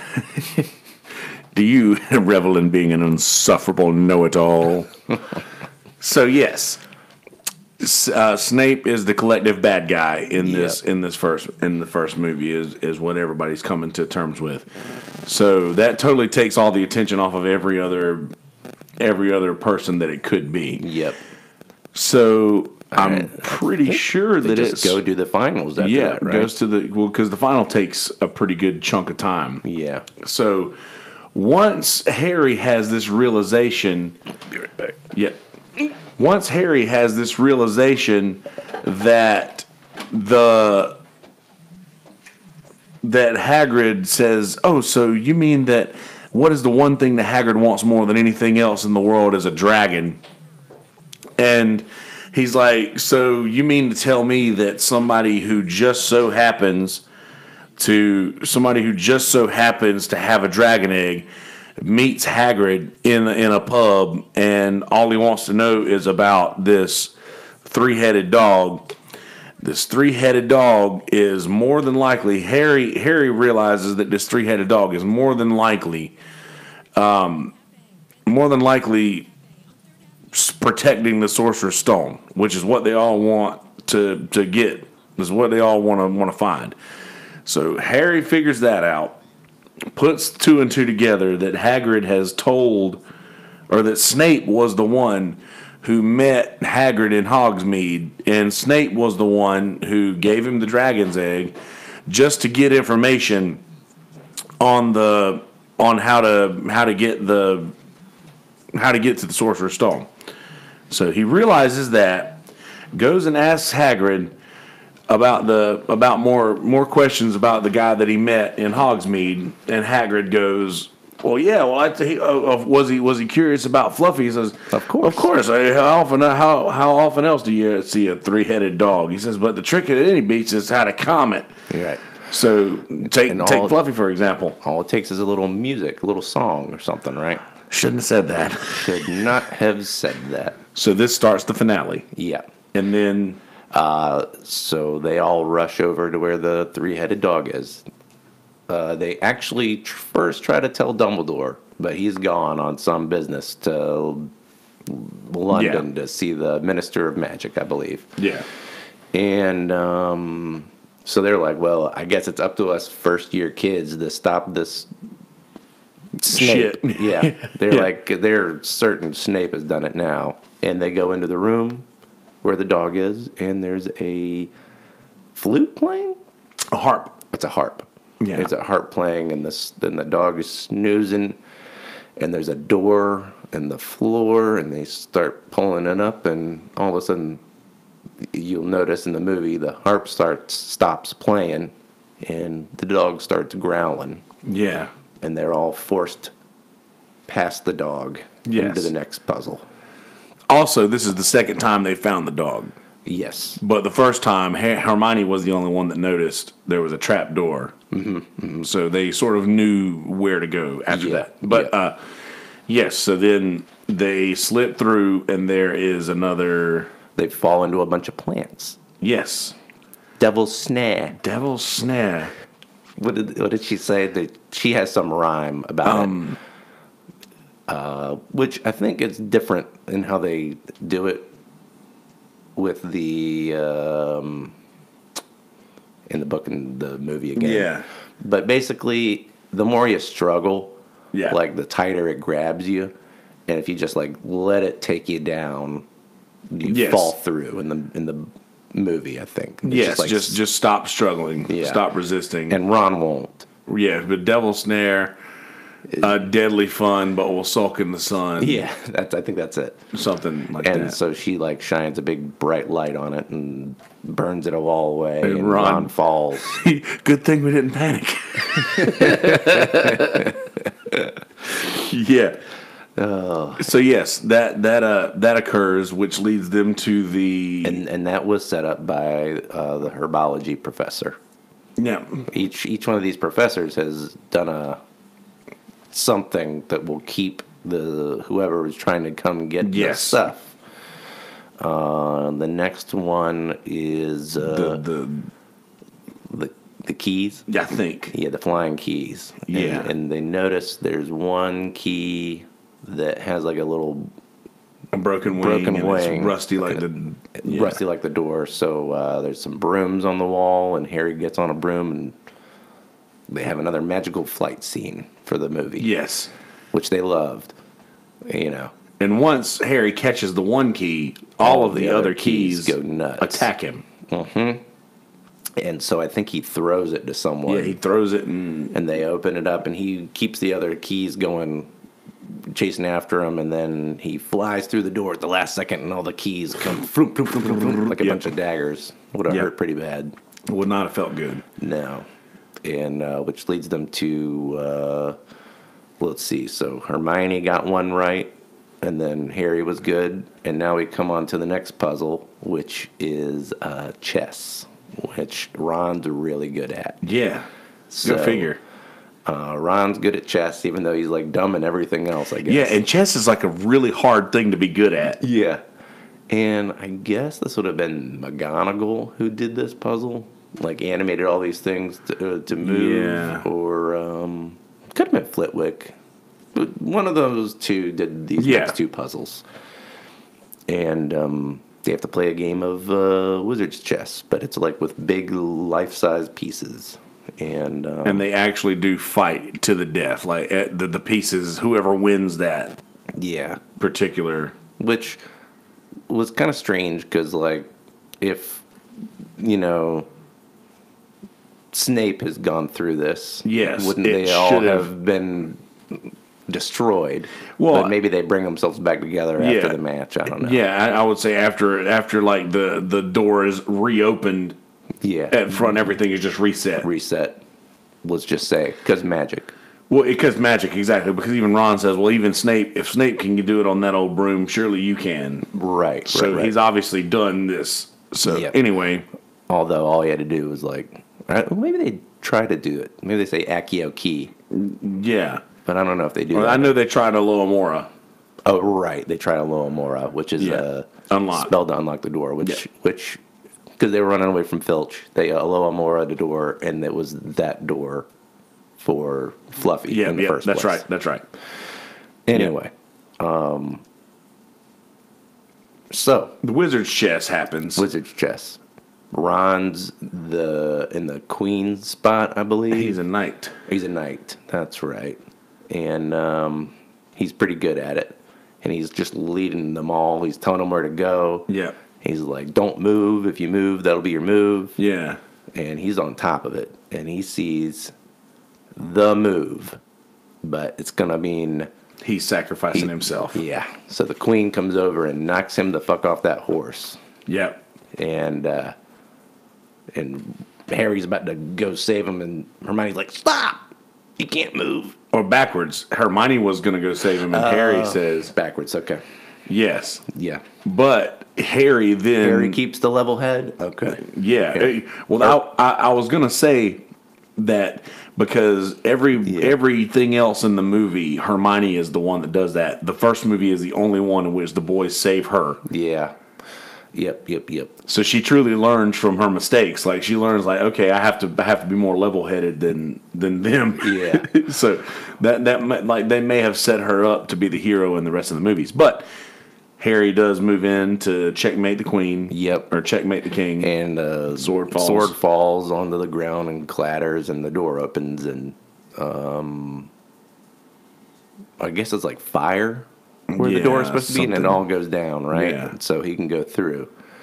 But he leaves Hermione with Ron, and he says, "It's me. It's always been me. I have to go." Or no, she says that to him. It's always been you, yeah, something like that. In the books, there's one more puzzle that Snape sets up with potions, and you have to drink the right potion. Oh yeah. To make you fireproof. That's what it is. And then you can walk through the fire.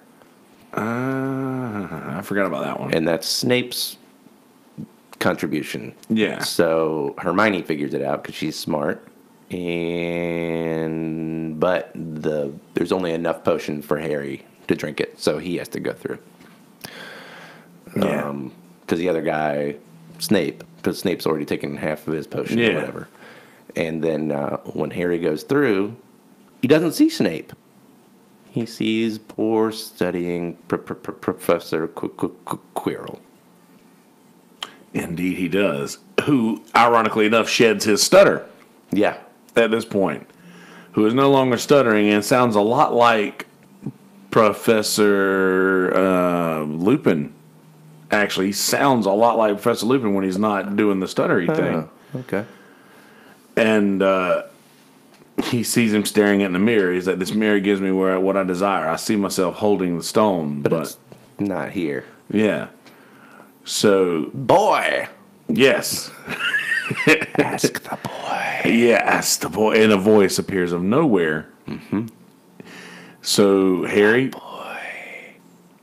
stands in front of the mirror and sees himself reaching into his pocket and pulling out the stone. Mm-hmm. And then he looks down in his pocket, and you can see it's obvious there's something in his pocket.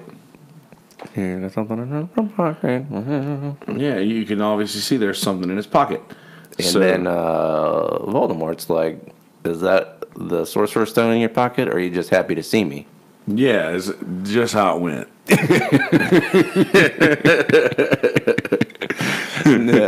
So he says, "What do you see?" "I see myself holding the house cup." He says what Ron says earlier.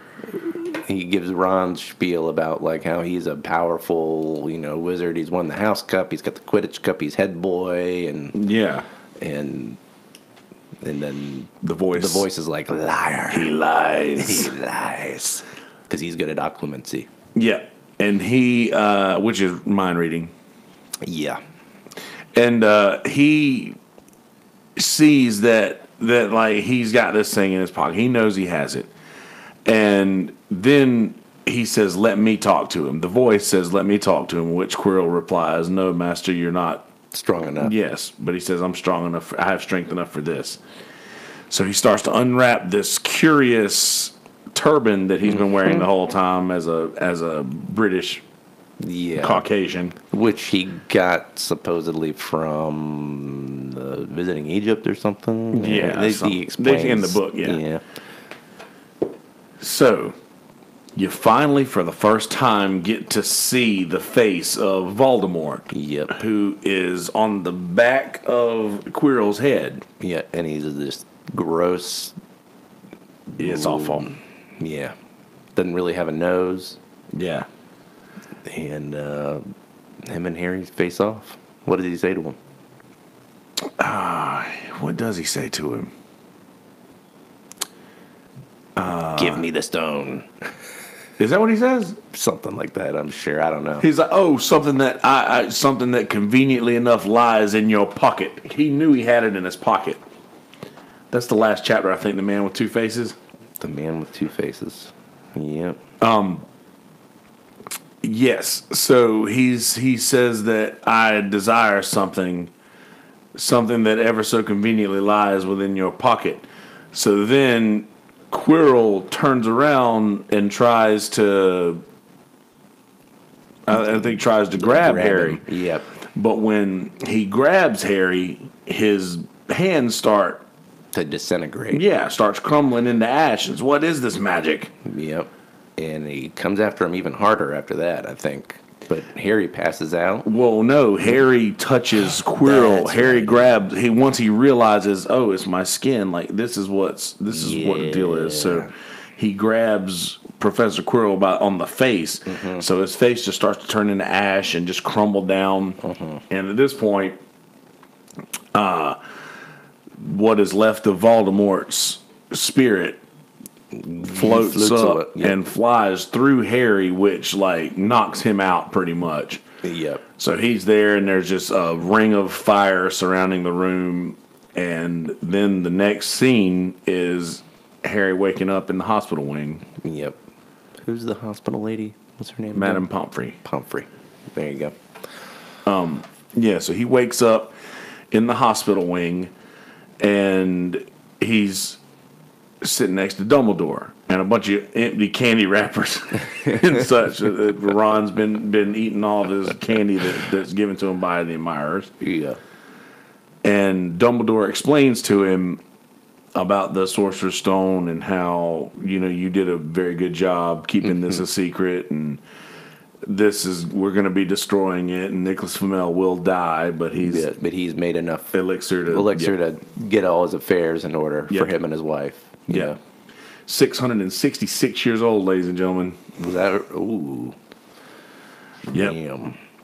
So, yes, that happens, and then Ron and Hermione come in, and it's a very, very Lord of the Rings Return of the King scene there when he's in the bed and everybody comes in, and it's all fun and games. So at the end, they're back in the Great Hall.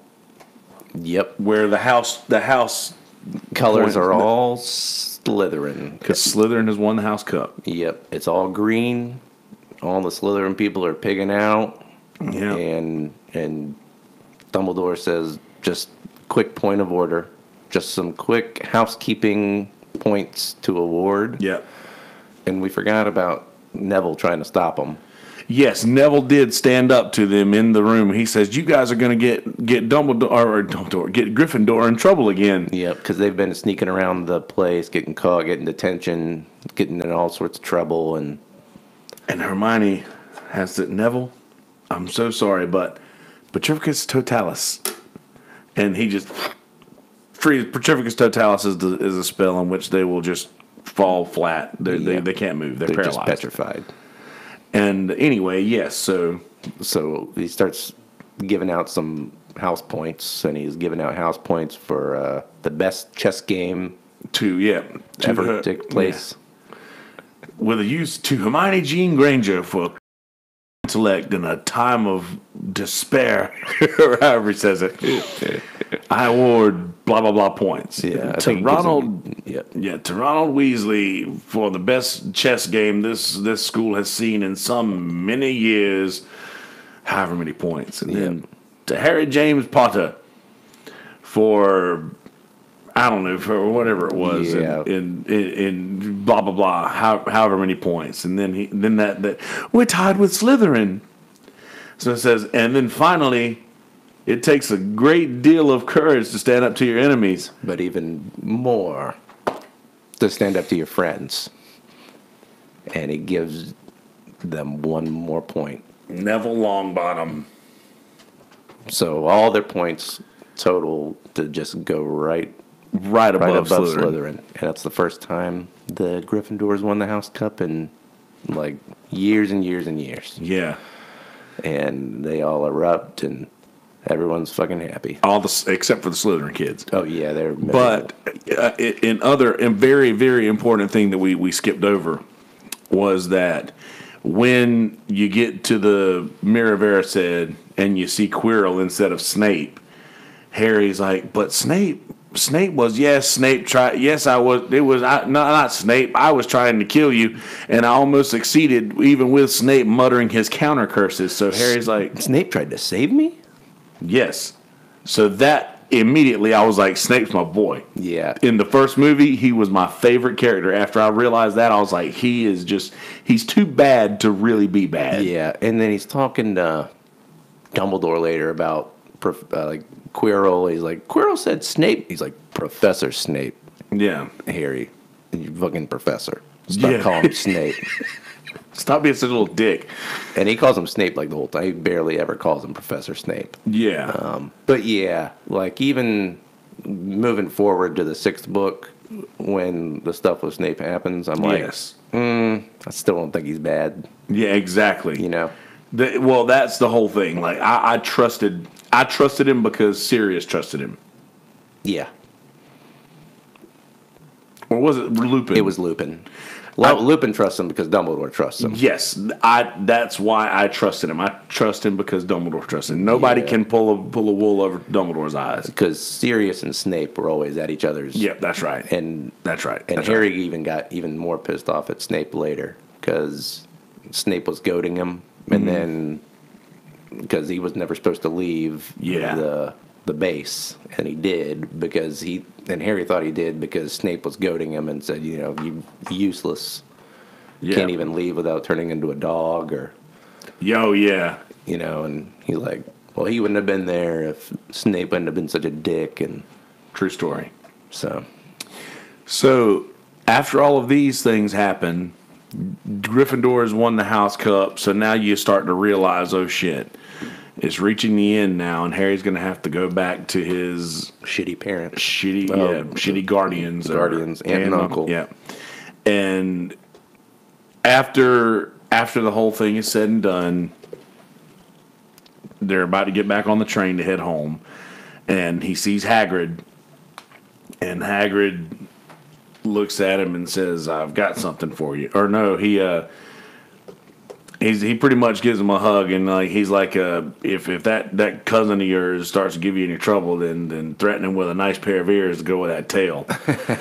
And then as he's getting ready to leave, he says, "Oh, Harry, I've got this for you." So he hands Harry a photo album, and in the magic world, pictures move. Yeah, all pictures are gifts. Every picture is a GIF of them moving, like alive. So Harry finally has pictures, like family pictures, of him with his parents and all of his parents. Like just he has pictures of them finally. He never had this before, and that was just contacted all his parents' friends from and they all sent him pictures. Yeah, God, Hagrid is the shit. Yeah. He got a bum rap in the last book, I felt like, too. Yeah. Like, just not there, almost. Yeah, but what can you do? Yeah. So, yeah, that leads him back to the train. Back to the train, and now he's off for the summer. which is usually that's everyone's favorite part of the year, and it's Harry Potter's least favorite part of the year because he's not with his real family. Home. Really? This is my home now. Yeah. So yeah, that's where you end. That's where the first story comes to an end. And it's pretty great. God, it's so good. Yeah. That was a really, really, really descriptive. Yeah. And I was sitting there in the beginning. I was like, I noticed that folks don't really. They're not much of a fan of long episodes. We can keep it short, but here we are 2 hours later. Oh, shit. We'll have to break the next one up. Yeah, maybe. I don't mind these episodes, especially if people listen to these things in bits. Yeah. That's probably the definitely easiest way to do that. Mm-hmm. You can break them up in post, Yeah. Just that way, keep it 45 minutes a piece or something, hour a piece. Oh, yeah. Yeah. So the first deep dive into Harry Potter book and movie series is in the books. Success. Success. All right. What are you watching lately? Watching through Cheers again. Oh, so good. Where are you now? Season 9 almost. Oh, Season 8. Yeah. Right to the end. Yeah. Who you like better, Diane or what's her name? Kirstie Alley. What was her name? Yeah, Kirstie Alley. Rebecca. Rebecca Howe. Yeah. I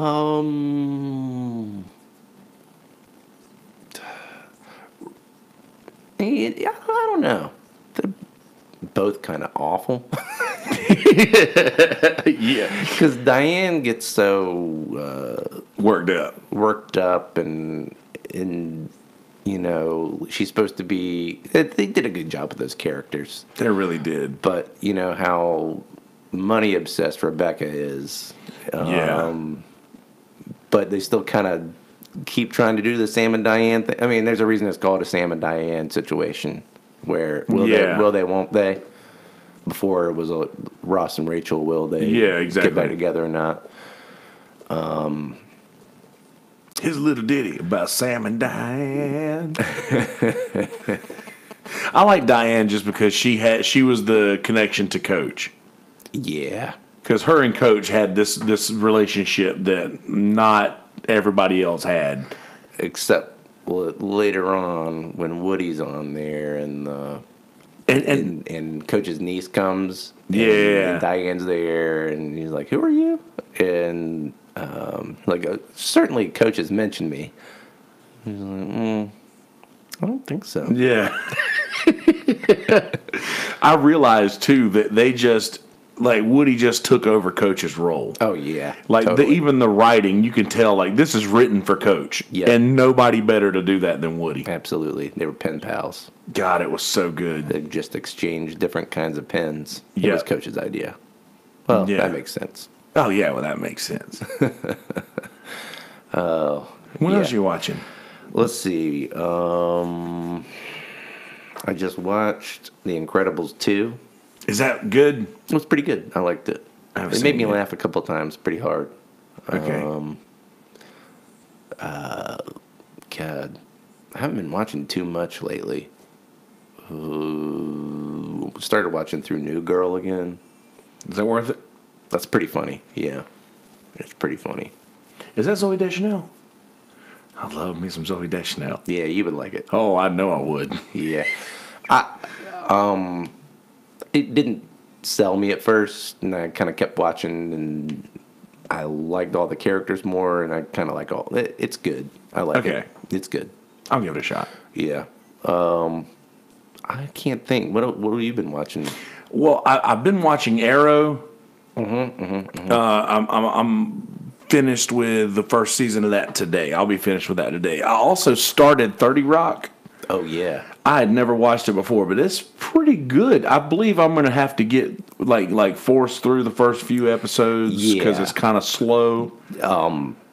I love 30 Rock. The characters are fucking great. Yeah, especially, it's kind of like the slow Office first season, almost. Yeah. It gets so much better Yeah, that's what I'm looking forward to. I'm just waiting until the characters come into their own. I really like Alec Baldwin. Tina Fey is probably one of my favorite writers. Kenneth makes a pretty good Sam and Diane joke later on in the series. You mean the The page? Yeah. What's his name? Fix It Felix? Fix It Felix, yeah. He's fucking hilarious. He is good. Like that poker episode, the first one where I he can't just read couldn't him. read him because there's nothing there. That was good. Joey told me to stop what I was doing to watch that. Yeah, So I literally cut off an episode of Arrow in to watch 30 Rock. It's really good. That first episode's a little slow. Yeah. But as they pick up steam, there's just so many good one-liner jokes. Oh, yeah. And it's a really good rewatchable one because there's stuff you'll miss all the time. Yeah. It's good. I see it being a Parks and Rec. Yeah, for sure. Which NBC doesn't miss, do they? No, but people didn't watch 30 Rock a lot. It had kind of lowish ratings, and so did Parks and Rec. But I mean, those Cult shows following. are good. They're really, really good. I also, and I've told you this, and you need to watch it if you haven't yet. The Marvelous Miss Maisel. Someone told me I needed to watch that. Man, was that on series Prime. wise now? It's the series. Season 2 just came out. Okay, and it's so good, man.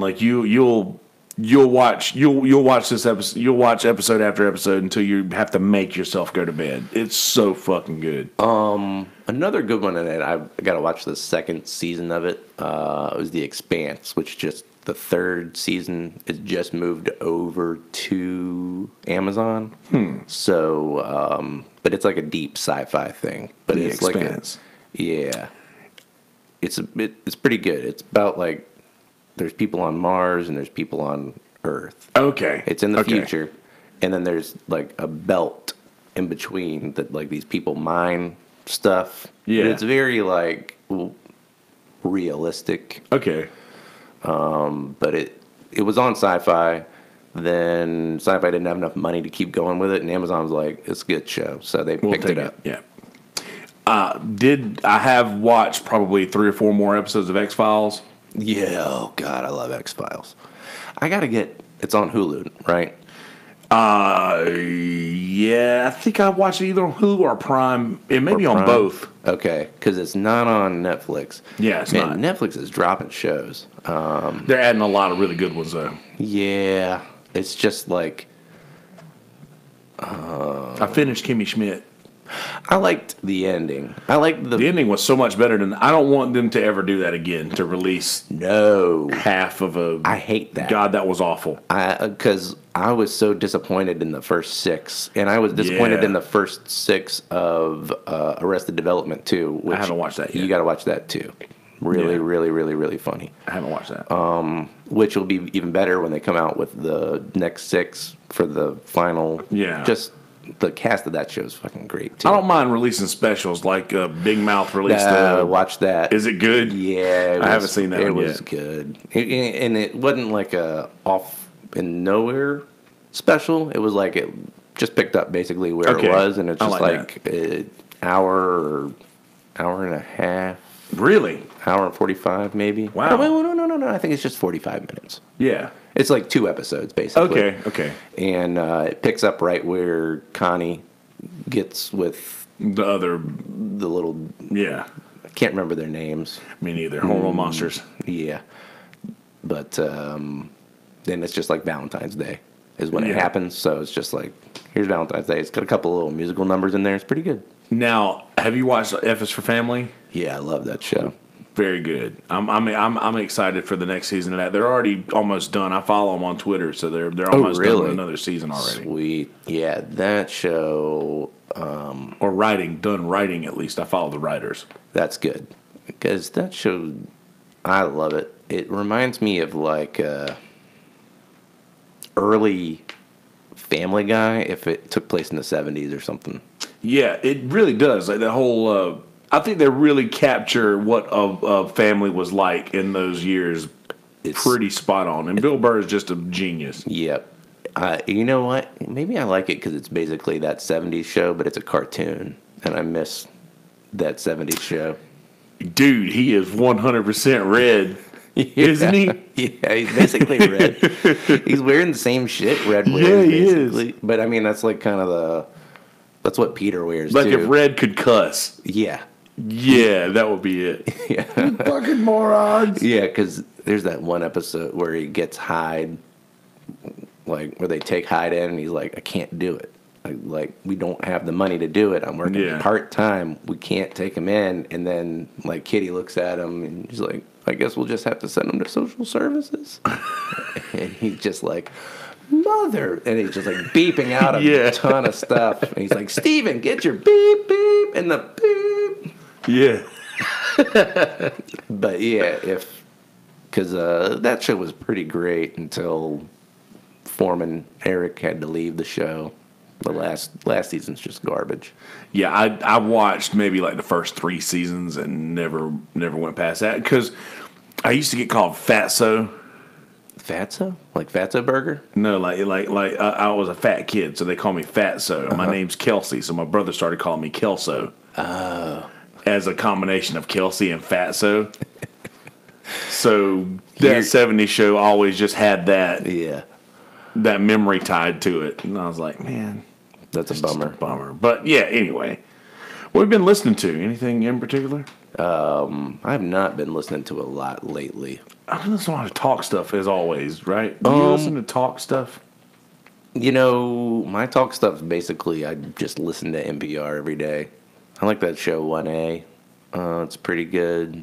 I like that puzzle show that comes on every week. The trivia one? Yeah. That one's fun. There's 2 different ones. I've listened to that one.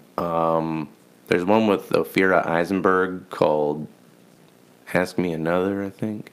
Something like that, I think. And then that comes on satellite radio, not the actual NPR, right? And there's Wait, Don't Tell Me, which is real funny. It's like a panel show. And then there's Ask Me Another, which is with that lady. And it's more pop, like popular culture related stuff.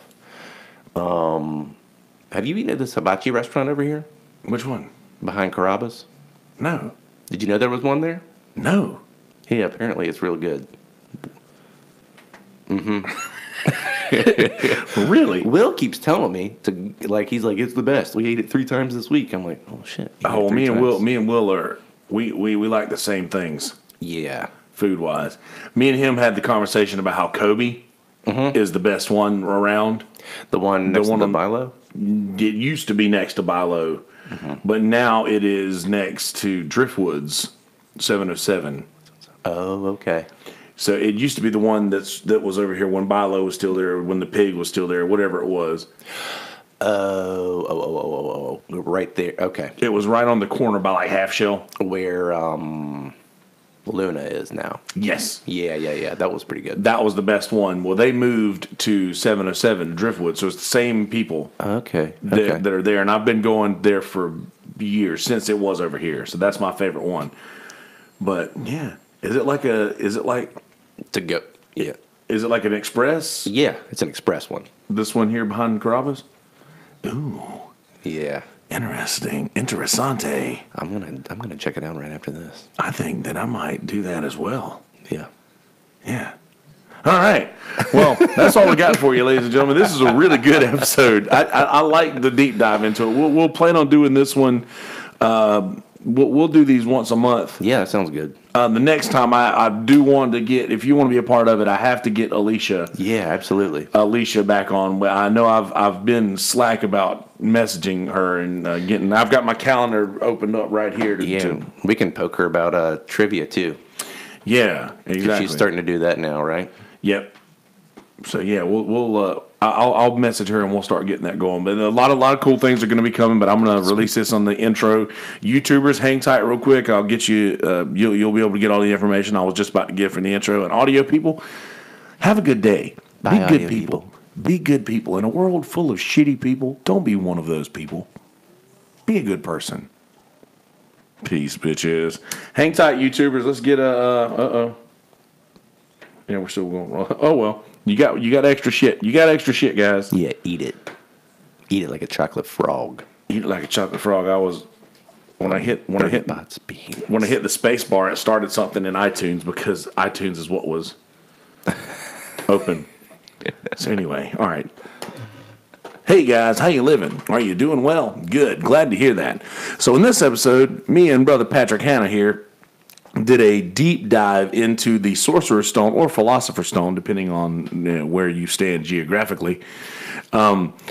We did a really good job, I think, describing the whole thing, and pretty much spoilers, by the way, huge spoilers in this, and we're basically just breaking down the story and how we feel about it, and just if you've watched Harry Potter before, you'll enjoy hearing us tell the story of how we feel about it. And if you haven't, I really encourage you to watch it. But if you don't want to watch it and you still want to listen to the podcast, then by all means, we do a good job of telling the story and not leaving anything out. The entire plot. Yeah, we get the entire plot and all that nonsense. So check it out.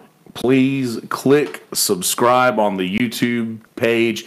Kelsey Hudgens, KELSEYHUDGINS.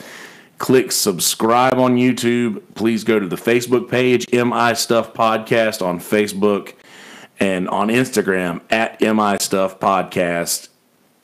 Click follow and click like. Go to the Twitter and at MI Stuff Podcast 1, the number 1, and click follow on that so you can stay up to date with everything that's coming at you.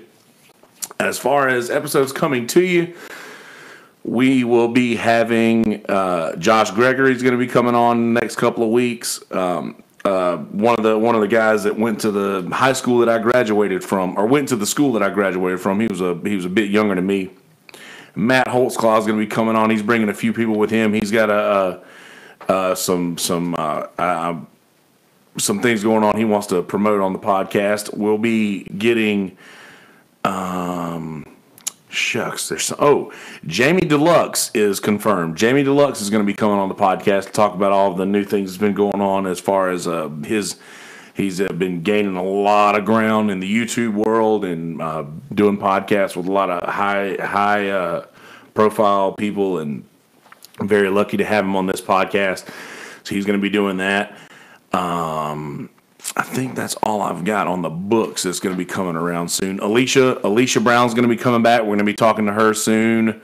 Patrick's also going to be part of that episode, and we are going to just spread the word of all of these cool things that we're talking about on the podcast. We're just going to be sharing the shit out of this stuff over the next couple of weeks. Also, forgot to say this at the beginning of YouTube, but it's coming to the point over the next couple of weeks, or months rather, to where I may end up having to try to politic for the GoFundMe a little more, because it's going to start costing money to continue to post episodes, because we've posted so many that my the place that I'm using to post episodes now is full. Basically, they're charging me dollars to post more episodes, or else they're going to start deleting earlier ones, and I don't want that. I want to be able to keep them all in one spot. So I may end up having to raise dollars to be able to release content without having old content deleted. But we'll see how that goes. And if anybody out there is very good with computers, Patrick may know something about that. If there's a way I could change out my what I use to publish podcasts without losing any of my old episodes through my RSS feed, but I don't think that that's possible because I've looked into it. So we'll figure all that out later. That's nothing. Yeah, we'll check that out later. But anyway, without further ado, ladies and gentlemen, episode number 103, featuring Patrick Hanna, the Harry Potter Talk. Deep dive into Sorcerer's Stone. Enjoy, motherfucker. All right, YouTubers, click links at the bottom of the page that are not there right now. They will be soon. Be good people. Don't be a dick. I love you. I mean it. Peace, bitches.